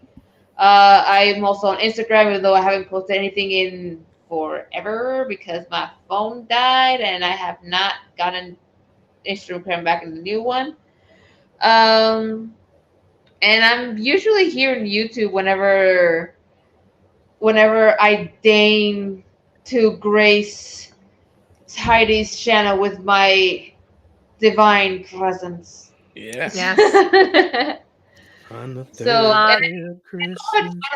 there's literally like 3 videos on there of me just acting out scenes for, even if it was for like my masters a year ago. I'm trying to get Tatiana to become an Instagram influencer though. I think she'd do a good job. Oh god. With your fan work and all that. That sounds horrible. And yeah, so about the Buccaneers, so Luna says it looks a bit CW-ish, and I think that's a perfect way to describe it. Yeah, it's sort of, like never rain. The best thing. Oh, okay. Justin. Oh, and also I want to say about Tatiana. What was I going to say? We are going to be coming back in 2024. The Queens will return to do House of the Dragon. So we were just chatting earlier that we're probably going to do a preview show with Rebecca. And yeah, so we'll be back to do that. So that's going to be super exciting. And there's a new designer. Yeah, we'll talk about the costumes. Churchill is also related to Diana Spencer. I think that's true. Yeah, and because Spencers are like loose royalty, so like, and Churchill is loose. Like they you swim around in that pool for long enough, you're gonna you know what I mean. Stumble upon a royal. Diana was a lady, so her father must have been at least a lord or something. The Spencers were friends with the ground. So. Justin, what about you? What are you up to? Nothing. What are you doing? Justin has an amazing video where he's George Martin's assistant, and George is like calling him every moment of the day throughout the day. So Justin does a slice of what it's like to be George Martin's assistant. So you guys all have to check it out. I was bored. Yeah, he's doing anything other than writing the Winds of Winter, and he's just worried about. He's procrastinating. My perspective is he doesn't write it because his ending is likely. I hate to say it. The same ending he gave him, it just isn't going to be rushed, and he's waiting for people not to be mad about that. And it's kind of really only so it's a silly. I improv'd it. I did it in one take. It's a lose-lose situation for him. Yeah. So yeah, he has the best ending ever, and he didn't even write it. So yeah. But I love how he calls you up to to search for suspenders. But thank you for catching it. I just sat in front of my or he wants to know what. Are people still mad about the ending of Game of Thrones? How many push-ups can Token do? How many push-ups? Yeah, it's really good. You guys have to check it out. I used his age calculator to see, and he wanted me to look that up. So I just sat like this in front of Zoom, and I was like, "Yep." I was like, "Hold on." I just did improv for 40 minutes, and I cut it. So it was a fun really little good, edit. Justin. Thank you. And what else are you doing, Justin? You're working on working for wonderful people like Heidi and my other clients, and looking to expand the business and help people streamline their creativity and really hopefully break into some other areas of editing as well, for not just YouTubers, but people that just need any type of video work for any type of social presence. So I'll edit your shit. Give me a call. And his contact is in the you can that's one of the reasons why I don't even I haven't gone into like, because my idea was like react to stuff, but like I do not know the editing. And I wouldn't be able to put out content without Justin because it would be too much work. I wouldn't be able to do it. So, and actually we just did a Hunger Games reaction, like the new one, which by the way, if you guys haven't seen it, is so good. I loved it. I actually went with my neighbors. Go ahead, Tatiana. I've only ever seen the first one. I've not seen any of the other ones. Oh my God, it's so good. They're all amazing. The only one that's not maybe as good is that, like, they took the last book and they split it into 2 movies, and they could have easily. It was kind of dumb. So not as on board with those ones, but the new one is really good. And Tatiana, you will love it because the girl who is in it is from West Side Story, I think, as well. Oh yeah, I know who she's amazing. And then I was mentioning Tom Blythe, who plays Choreo Snow. Yeah, and apparently her rainbow dress, everyone's going crazy. It's stunning. What's that, Justin? I got this for Christmas. Oh. No, it's I bought it for myself, but with an Amazon card for Christmas, and I really like it. I'm a casual Star Wars fan, but I love this. It's a nice it's $50 book. It's only, and I looked at it in the store, the bookstore, and then I saw it was $20 on Amazon, so I told them that, F off, and ordered it. But it's cool. It's just a timeline of everything, and it's like really that's easily so cool. consumable. I've been loving these like physical, like I got one for Rome too. I'm getting one for Rome, another one. So I recommend it. It's $23 right now. Yeah, it's a nice read. Oh, speaking of Star Wars, and then I'm gonna have Ro, who is of Scarif podcast, who is my Star Wars friend. Like, he's a huge Star Wars guy. He's gonna come on. We're gonna do a year in review next. What is it next? The 30th. So around the same time, just to talk about all of what we thought was great for the year. We're going to go through, hey, what were the highlights? What were the lowlights of the year? We didn't have House of the Dragon this year. We didn't have Lord of the Rings this year. But those are coming back. And my I have yet to finish Rings of Power. You got to watch it. It's really good. I don't know. I'm just like... I liked it. Like, I know a lot of people didn't like it. I really liked it. Justin, what's that from? I recognize it. It's from Obi-Wan Kenobi, and nobody liked that show, so I got it for $7. $7 on Amazon. It was on sale. My brother was over last night, and I told him, I said, this is my ranking. So Andor, amazing. Number one? Yeah. Number one. Right. Like, I'm with Number two, was it? Yeah, Mandalorian. Mm-hmm. Yeah. Number 3, Book of Boba Fett, and number 4 is Obi-Wan. I think Obi-Wan's better than Boba Fett, but I get. Maybe. But for anyway, time, Andor. If you guys are a Star Wars fan, Andor, best Star Wars, and then Loki. MCU, I think, is the best. Yeah, I was on Alicia's stream last night, and she's so convincing me that I need to watch Loki, because I'm totally just out on Marvel, and I don't hate it, but it's just not for me anymore. It ain't doing anything. But they say Loki, I would like. Loki, amazing. And I haven't seen anything since Black Panther. My brother hasn't seen any MCU. My brother's a huge Star Trek, Star Wars nerd. That's how I got this love of it. He has not seen anything by the MCU. Really? Anything at all? Nothing. He saw Spider-Man, the Tobey Maguire Spider-Man. Yeah. That's it. He hasn't seen anything else. So, but him and I, we get together. We talk about Star Wars. Like, it's a little bit crazy. He's the one who introduced all that to me. I got my love of sci-fi from my brother. So.